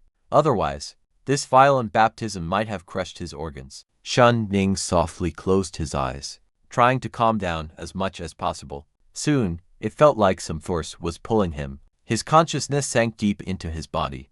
In front of him was a modest, medium-sized space, completely surrounded by a thick, foggy border. So this is my mental space, Chun Ming wondered. This was the mental space he had created. When he hit 20% mental strength, he could still see the resources he collected. But look closer, there is a highly unusual orb floating there, floating right in the center like a core. This was an incredibly mysterious object Chun Ming discovered while stealing resources from the pond. Back in that hollow, he could not probe it, which meant its level was already far beyond his current mental strength. It is like his 20% strength cannot read any information on beasts over level 40. But Chun Ming figured this was a rare resource too, based on its name alone, Flow Fire. The true molten core, judging by its state, it seemed like a pure gaseous sublimation, merging solid and liquid. This was exactly why he was pretty sure he could achieve a perfect result this time. Then, Chun Ming focused on absorbing the Xingyang melt fire. Once his consciousness entered the mindscape, it felt like his physical senses were blocked, but he could track the gathered energy inside his body quite clearly. Inside the room, Chun Ming's body started changing. His glowing red-hot skin, like scorched iron, gradually cooled as the blazing aura died down. Meanwhile, a soft light began swirling around him, wrapping him like a gentle, flowing breeze. It was pretty incredible. Deep within his mindscape, Chun Ming finished absorbing the first wave and gathered his focus again. Mental strength 50, huh? This is huge. Chun Ming was incredibly pumped. The effect of this song in Molten Fire shattered all his expectations. Just by taking in a tiny piece, he gained 50 mental strength. If he absorbs all of it, won't his mental strength jump by hundreds? Imagine that.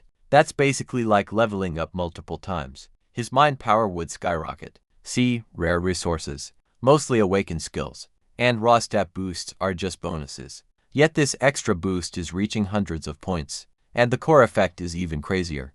Chun Ming could definitely feel that. His breakthrough progress was surging. Roughly 10% done. Keep going. Chun Ming was incredibly hyped. He quieted his thoughts, focusing entirely on absorbing the pure energy of the Xing Yang. Molten Fire mental strength 50. Progress hits 22%. Meanwhile, Chun Ming is busy absorbing mental resources. But over on the city border, a giant, metallic crow carries four figures through the clouds. They are heading back. It is the patrol officer and three principals, who literally just made it back from the deadly monster forest. But look at them, they are looking pretty rough. Especially those principals. Their breathing is ragged, and their clothes are stained with blood. It is clear they took some heavy hits. Cough, cough. Principal Wu is a mess, coughing up a storm while clutching tightly at his chest. But wait, what happened with that Wolf King? It is like someone suddenly cut off its vitals. Back in the valley, they were already preparing to retreat. But then that Wolf King suddenly went completely feral, like it caught rabies, charging right at them, fighting viciously. It lunged with all strength, launching incredibly violent attacks. It acted like it had a massive grudge against them. By the looks of things, it was fully prepared to fight to the death. Most importantly, they wanted to escape, but that Sanyu Wolf King just would not let them. If they had run away directly, that Wolf King would charge straight into Yunhai City. To attack, the inspector noticed, ordering everyone to work together and fight back, just to suppress the beast. So they literally had no other choice. A few old guys, forced into a super intense, life and death struggle. Luckily, with the inspector there, they managed to seriously wound the Wolf King, forcing it to run away. Otherwise, things would have gone terrible for these seniors. Principal Wang spat out some dark blood, looking pretty grim. This clash definitely took the biggest toll on him.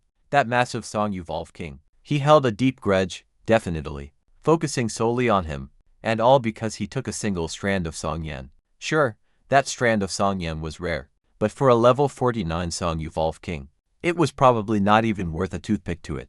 And yes, the beast actually bit him, acting like he had literally stolen from its home. Over the next few days, Yunhai City's defenses had to be strengthened, since that Wolf King might return again. Fortunately, the higher-ups have already responded, and reinforcements will arrive in Yunhai City soon. The inspector warned, looking out toward the beast forest. He looked so serious, showing absolutely no other emotion. Now, about that assessment in Yunhai City, the one we discussed, it can be arranged now. Hearing this, the principal's face completely changed. Principal Wang looked at the inspector with hesitation, then asked, very cautiously, "Sir, do you know what method will be used for this special assessment?" Up ahead, the inspector stood on a metal crow's head, his dark cloak billowing loudly. During this selection, his mental power grew. Just by absorbing the mystical flame of Sugun, it reached 490 points. It is a terrifying number. If you look at level ups, an ordinary class changer would need to gain 5 levels just to get this same massive bonus. Keep in mind, mental power is an incredibly crucial attribute, not just for standard mages and sorcerers. It directly dictates long-term combat endurance, skill mana consumption, and the burst power of skills. And at the same time, here's the crazy part nobody should ignore. Your lifespan is also heavily influenced by your mental power. With just a bit more, he hopes to reach perfection. Chun Ming can feel his process of absorbing attributes is rapidly reaching its limit. In other words, sitting at the 20% mental awakening stage, he is finally about to perfect it. Even class changers have their own limits, especially with rare resources, and that threshold is different for every single person. But honestly, most people never worrying about this, since they never reach that ceiling. He wonders what skill he will unlock next. Maybe a devastating mental attack, or some mental domain only advanced class changers ever unlock. But guess what? Chun Ming is sure of one thing. It will not be weak, and most likely, it should come with a rare armor-breaking attribute. Mental progress hits 91%, then 92%, and finally, it touches 100%. The exact second he absorbs that final drop of energy, Chun Ming feels a sudden wave of clarity wash over him. This incredibly pleasant sensation floods his entire mind. His consciousness snaps back into his body, and he suddenly opens his clear, incredibly bright eyes. Before he can even think to check his profession panel, a prompt flashes, mental potential hits 20%. Mental resource absorption has officially reached the limit. Do you want to immediately awaken your mental skills? Looking at the prompt floating right there, waiting for him, Chun Ming doesn't hesitate for a second and triggers it.